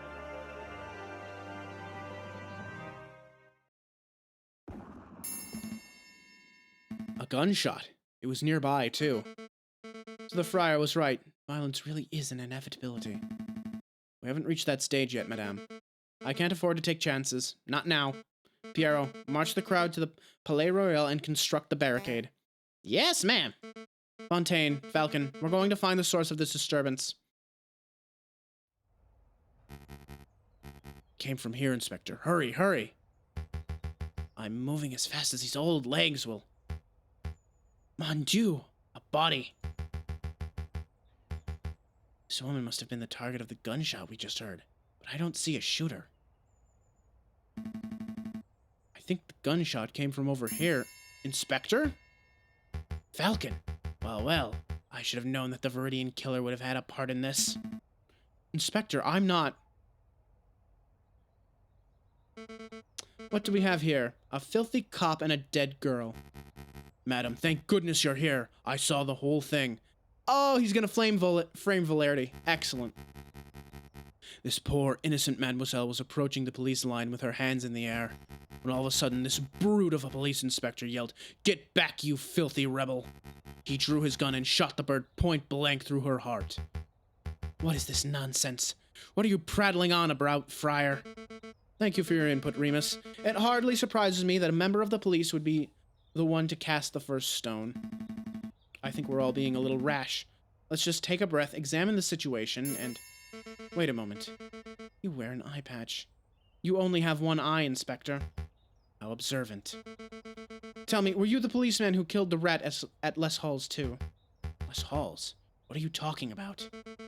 2 incidents of a one-eyed policeman gunning down an innocent victim. There's no way that this is a coincidence. What we have here is a filthy, corrupt individual who takes pleasure in oppressing the common citizen. Am I right, Inspector? I really shouldn't be surprised that a stupid rebel makes stupid assumptions and comes to stupid conclusions. But open your damned eyes, mademoiselle. I'm not the assailant here. Don't call me mademoiselle. or stupid for that matter. Your guilt is plain to see. Given the circumstances, I ought to judge and execute you right here and now. Falcon, don't just stand there gawking. Vouch for me.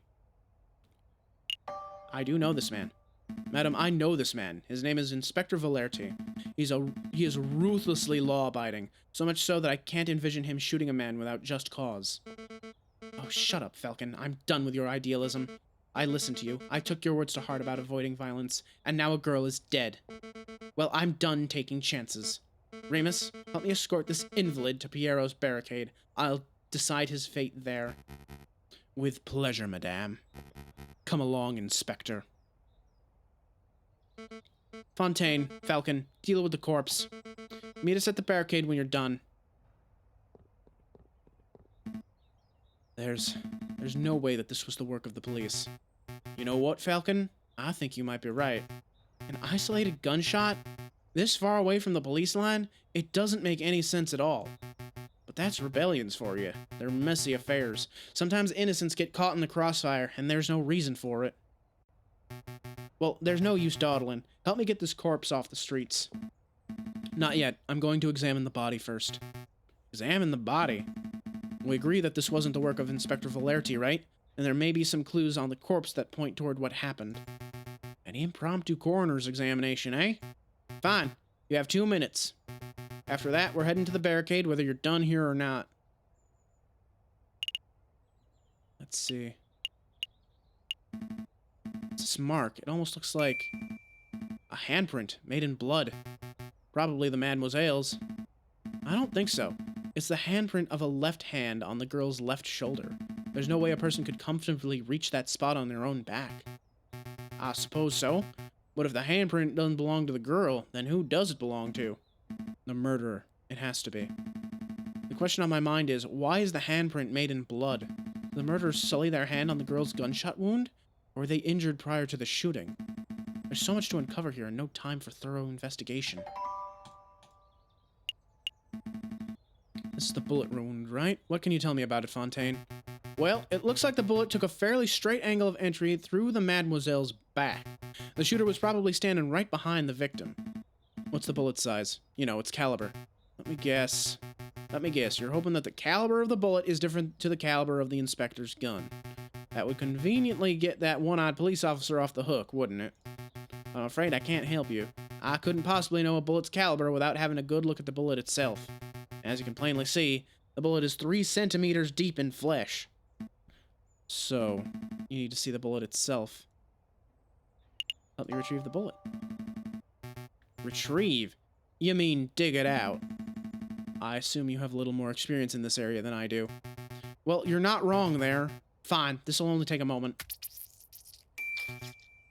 Here you go, one used bullet. Looks like a standard lead rifle or pistol ball, but I'm afraid I cannot tell you its caliber. Why is that? The bullet fragmented upon impact, Monsieur. I gathered all the pieces, but I cannot assess its diameter with any accuracy. Still, I would guess that it was 13 to 17 millimeters. Sorry that I can't be more specific. That's an enormous help. Thank you, Monsieur. Everyone's been so fixated on who did this that nobody stopped to ask who this girl was. I don't know, Monsieur. Given her clothes, she's probably just another working girl. Just another? I didn't mean to sound glib, but it's true. This is one mademoiselle among the thousands who live in Paris. Who was she? Where did she work? Will her family miss her? I don't know. But in the long run, I don't think anybody will care. I care. I can't afford not to. I don't know who this mademoiselle was, but I'm going to see to it that justice is brought about for her death. Oh, we got one more, hang on. It's a long shot, but maybe this girl is faking her injury. Just for the sake of thoroughness, I really ought to check for a pulse. Right? No, nothing. I think that's... yeah, that's everything. I'm done here. Very good. Let's move this body off the street. Then, we must hurry to the Palais Royal. Rest in peace, mademoiselle. I'll see to it that justice is done. Everything's going just as planned. Madame's probably fuming right now. She'll attack the Palais Royal, the Prime Minister will flee, and then... Excuse me, monsieur. What do you want? I'm busy. Don't you recognize me, monsieur? I know that my disguises are a little more complex than yours, but I assumed that you would recognize Prince Juan when you met him. You're Prince Juan? Indeed, and you're Judge Romulus, the corrupt wolf. I know what you did. You tried to assassinate the king. You shot the Croque Monsieur. And just moments ago, I saw you murder a maiden at the Place de la Concorde. You truly are a vile individual, aren't you? Yeah. So if you have any proof for any of this stuff, I'm out of here. I also know that you're one half of the Viridian killer. On any other day, I would gut you where you stand, Fox. But as it happens, I'm a little busy today. Oh, the Viridian killer is too busy to kill me? Is that the truth? Or is that bullet wound of yours starting to affect your prowess? Must have lost an awful lot of blood. What do I do? Oh, hello, Monsieur Vulpes. Ah, Monsieur Sparrowson. Perfect timing. Who now? Oh, you're that fledgling. I guess it's what they call being stuck between a rock and a hard place, huh? Monsieur Sparrowson, be a dear and help me restrain the Viridian killer. This guy! He's the Viridian killer! He looks more like Judge Romulus to me. Well, you would be right about that too. Wow, so he's two scumbags in one. All right, then. Ow! Mind the wound. Quit your whining, Your Honor. Very nice takedown, Monsieur Sparrowson. You may want to check his pockets for weapons. He is something of a notorious killer, after all. Of course. Let's see what we got here. Aha, here we are. A pistol, probably the one used to kill the maiden, I suspect. What else can you find, Monsieur Sparrowson? This! An eye patch. Weird. What would this wolf want with an eye patch? Oh no. This is bad. Very bad indeed. I don't get it. What's wrong with an eye patch? There's no time to explain. Mousy! What is it, Monsieur Vulpes? What is it? Takes this eye patch to JJ Falcon. If my fears are correct, he'll be somewhere around the Palais Royal right now. Tell him that this belongs to Remus's brother. Hurry now. Right away, Monsieur Vulpes. Right away.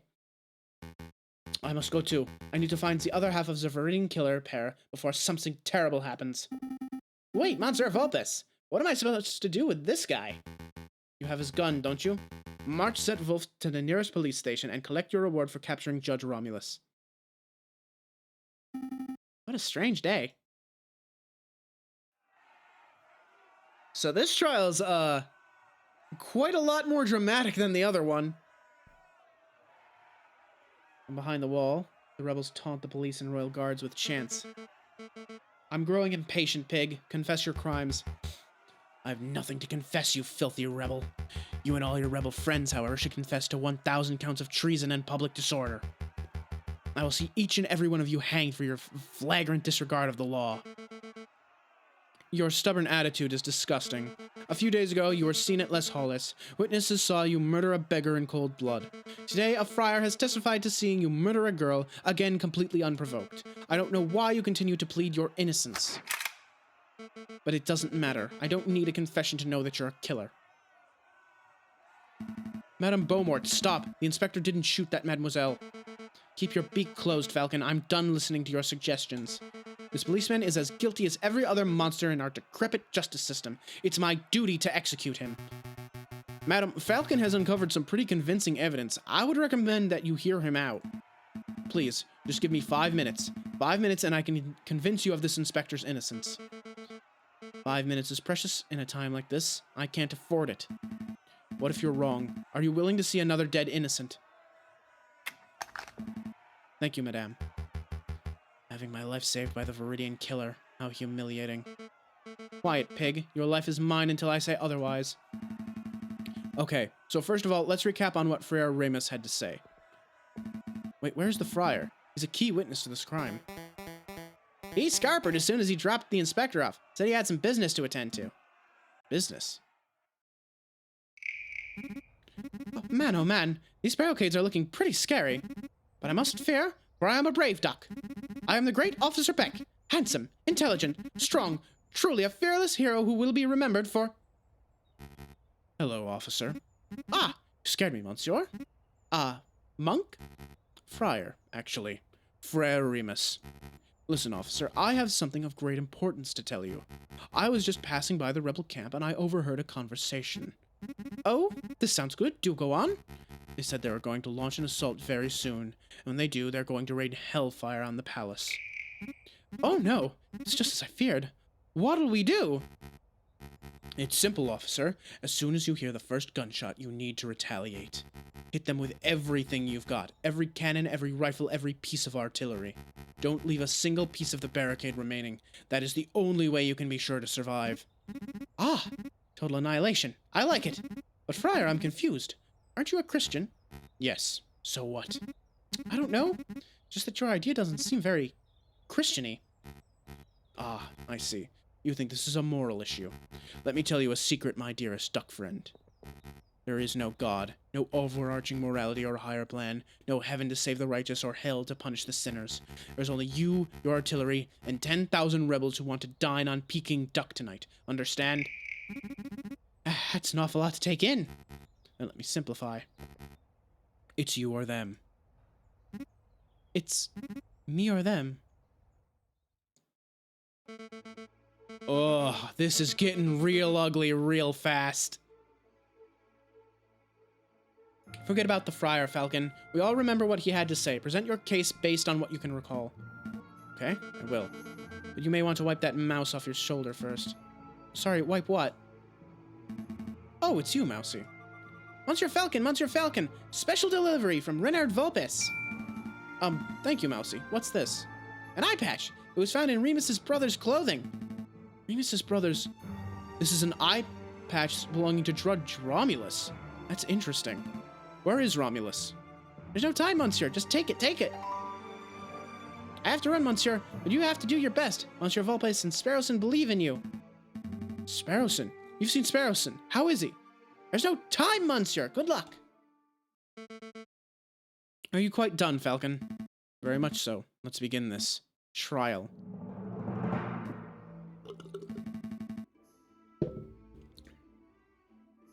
Okay, let's see.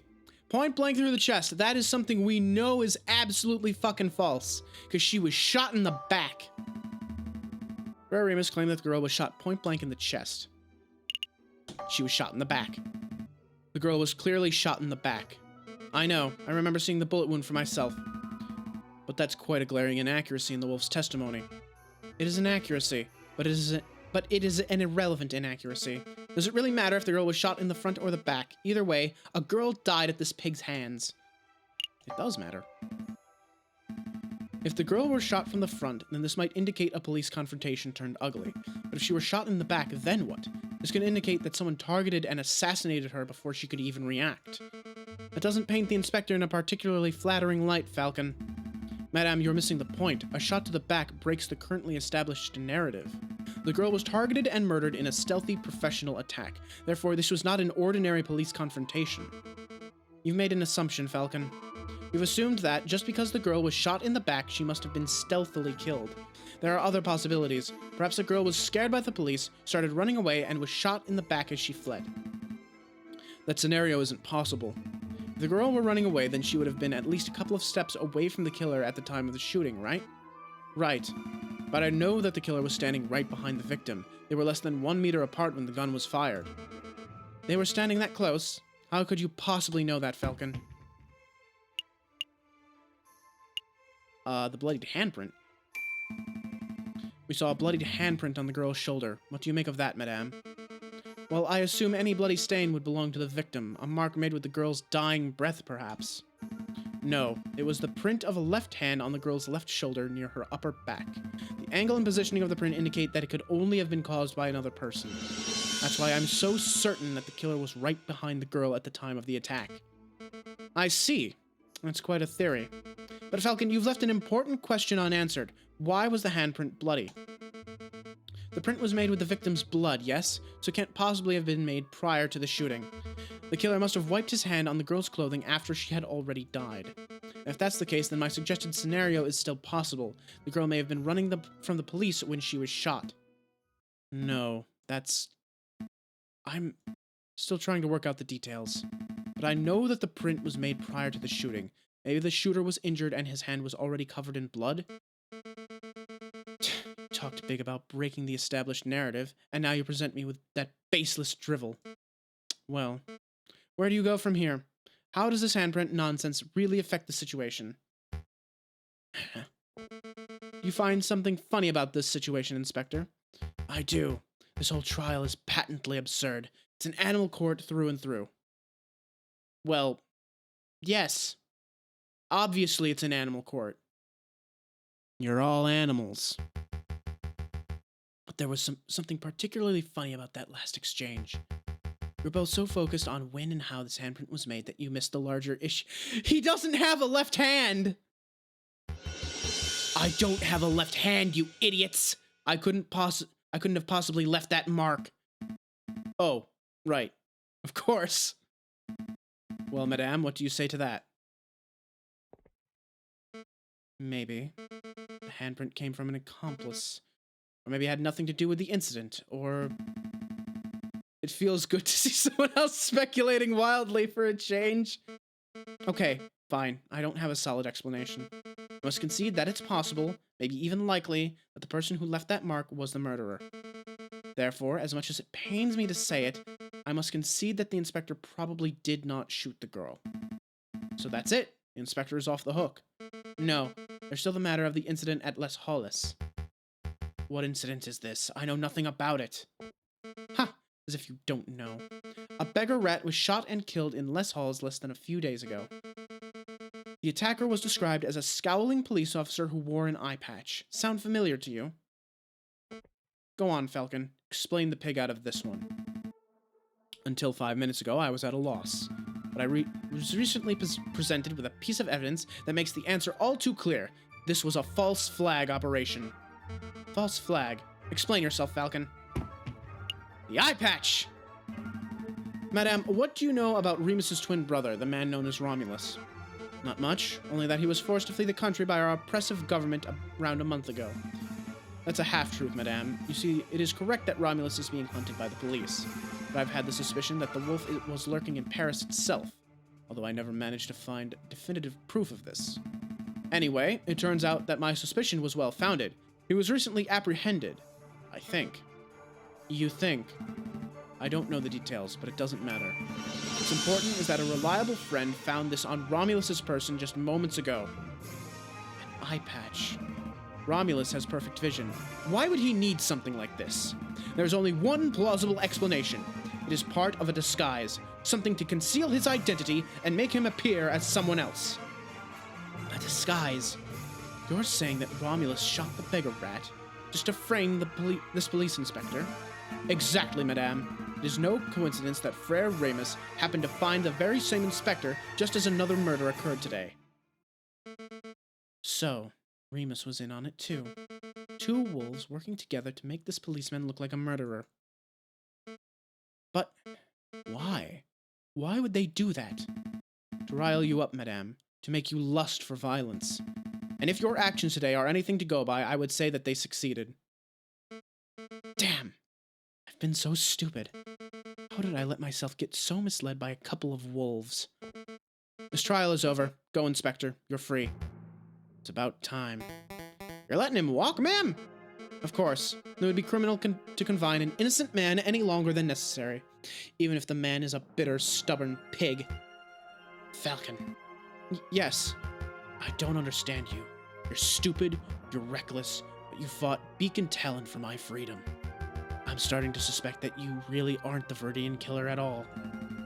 Certainly took a long time to pass that fact through your thick skull. Inspector, if you're still hunting that villain, maybe you should speak with Renard Vulpes, when this is all over, I mean. I here's been doing some research into the Viridian killer. Maybe he knows something. Maybe I will. Madame, it appears that your gang of rebel filth don't intend on assaulting the palace anytime soon. I'll relay that information to the artillerymen. Maybe we can keep a peaceful standoff going until this blows over. Thank you. I appreciate that. All of you. Stay out of trouble. So, what happens now, ma'am? We're going to continue our protest, peacefully. I'm going to stand here, chanting and shouting until the Prime Minister and the King both step down out of sheer humiliation. It might take days, weeks, but if we manage to change this country without one more person being harmed, then... Well, well, look who returned. Madame, I just saw the police inspector strolling out of here unharmed. Why did you let him go? That's simple, Remus. We all had a discussion, and we came to the conclusion that I had been misled by a couple of wolves. Oh. How many lies have you fed me, Friar? Just how much damage have you done to further your own goals? Did you help your brother kill the beggar rat in Les Halles? Did you watch the girl die by the Place de la Concorde? Now that I think about it, even the Croque Monsieur's death was surrounded by details that made little sense. I don't know what to think anymore. You know, this guy's a scumbag at least, man. I say shoot him. Piero's right. We won't judge you for killing this man, madame. It's the least I deserve for my sins. Go ahead, madame. Yeah, he's trying to provoke her into shooting, because he told the artillery man, as soon as you hear a gunshot, fire with everything you have. What are you waiting for? Pull the trigger. Do it! Falcon, you have proven yourself as having clear judgment. What do you say? I could get a real bad ending if I say this. But I'm gonna metagame a little bit and say let him live. Madame, you know what the right thing to do is. Show us what kind of leader you wish to be. You're right.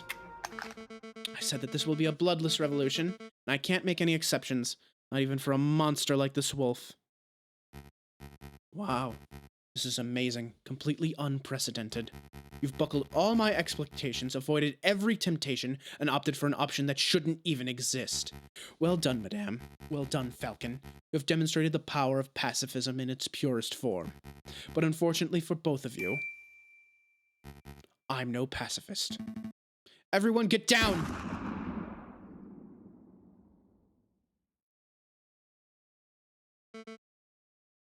Suicide.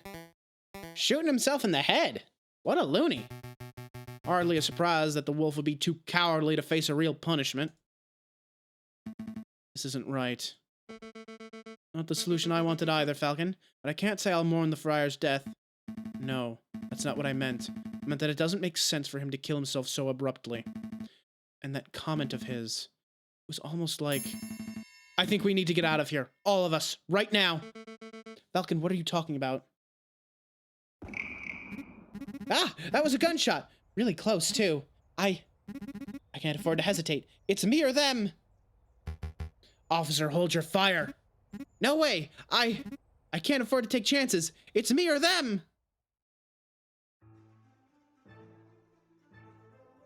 It's me or them. Fire every cannon. Oh, fuck.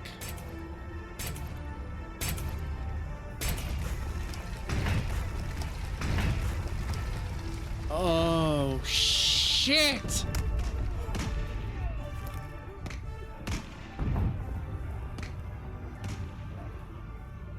Oh, fuck.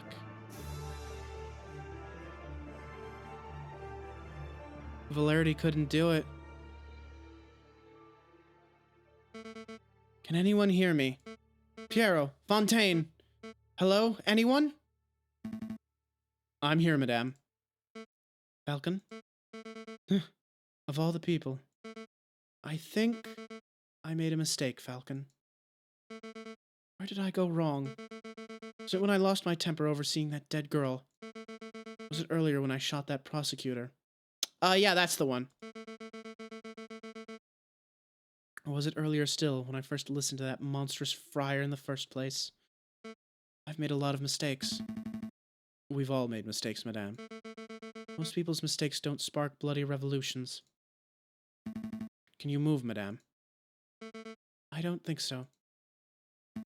Give me a minute. I think I can clear some of this rubble. Oh, that's a pretty fucked ending.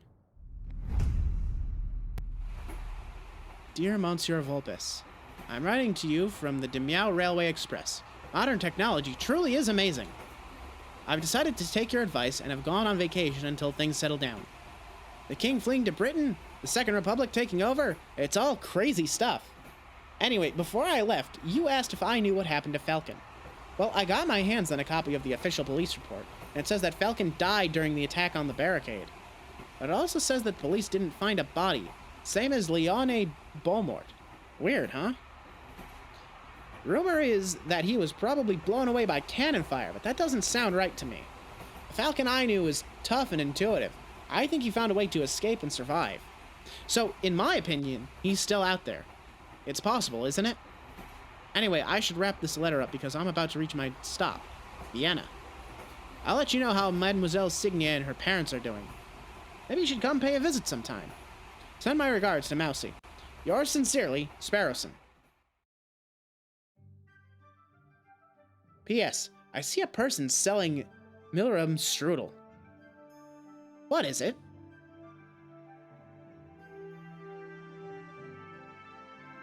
P.S. Delicious. That's what. Sparrowson never changes. So that was a much less happy ending. I'm gonna call it there though. I don't actually know what I would have to do to get the third ending, and it's like 6:30 at this point, so I'm gonna wrap this up here. But I want to thank everyone so much for coming, especially today, because today was a big important day for me. We started the stream at 2.9 average viewers over the last 30 days. The last step to make affiliate is to get the average over 3. I was watching the numbers this whole time, sweating a little bit here and there, but we've been fluctuating a lot today. The highest I think I saw was like 6 or 7. We dropped to like 1 at some point, but like, I think overall, we probably got over 3. And I think it's very possible that I'm going to hit affiliate. I'm not sure. I'm also not sure how long it takes for Twitch to like actually register that information. So here's the plans going forward. I got some stuff I want to talk about the channel. So don't go anywhere just yet. There's a couple things I want to talk about. Number one, assuming I hit affiliate, I'm going to talk to my friend Jake about this because he hit affiliate pretty recently. He would be able to tell me how long it takes to process that because I'm not sure if I want to stream Sunday if I've hit that goal, just because I don't want to risk like dropping below 3. And it feels dirty and I hate obsessing over viewers like this, but affiliate's a finicky thing. As soon as I hit affiliate, I can stop sweating viewers like completely. I can just stream whatever I want, whenever I want. Well, I'm going to keep to the schedule, obviously. I set a schedule and I'm going to stick to it. And I'm going to have to get like sick or something if I'm going to like break the schedule.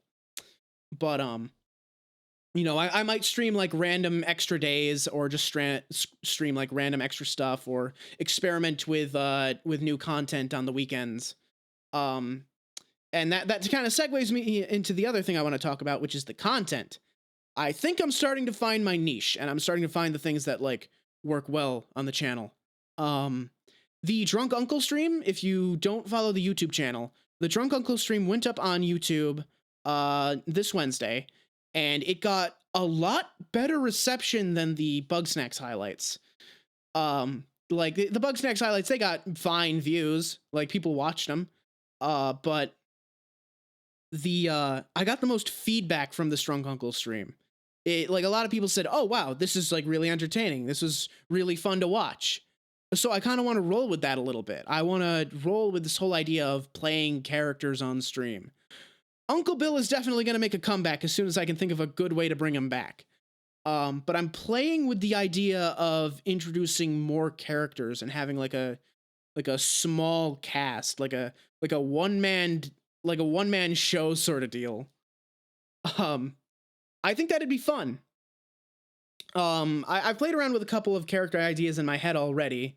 I think like the mascot, like the flagship character for the channel, and I'm going to like revamp a lot of the visuals on the channel. I'm going to change the profile picture. I'm going to like add banners and stuff as soon as I can. But I want like the main character who's basically me with like this thin veneer of a character over the top. You know, he's going to be the royal rogue, obviously. Prince of Thieves, something like that, you know. Tries to be charming, but he's actually kind of stupid. There's Uncle Bill, obviously, your lovable drunk uncle. There's maybe like a mobster sort of character. Like, hey, you know, I show up, you know, I'm gonna play these games. Look at me, I'm from New York, okay?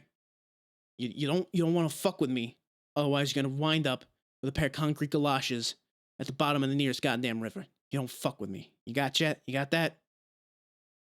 Because that's just like a really easy character for me to play, and I feel like he's got like a fairly wide range that I can use him for. I've also got this idea of like something for like, I don't know, maybe like puzzle games or mystery games, like this really pompous sort of investigator type.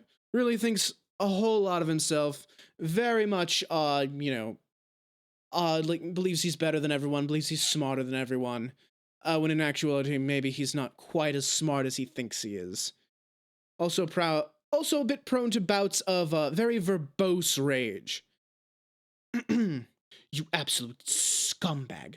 I am going to come back there. I am going to take this knife. I am going to drag it from your chest to your stomach, and I'm going to pull your intestines out one by one like massive noodles.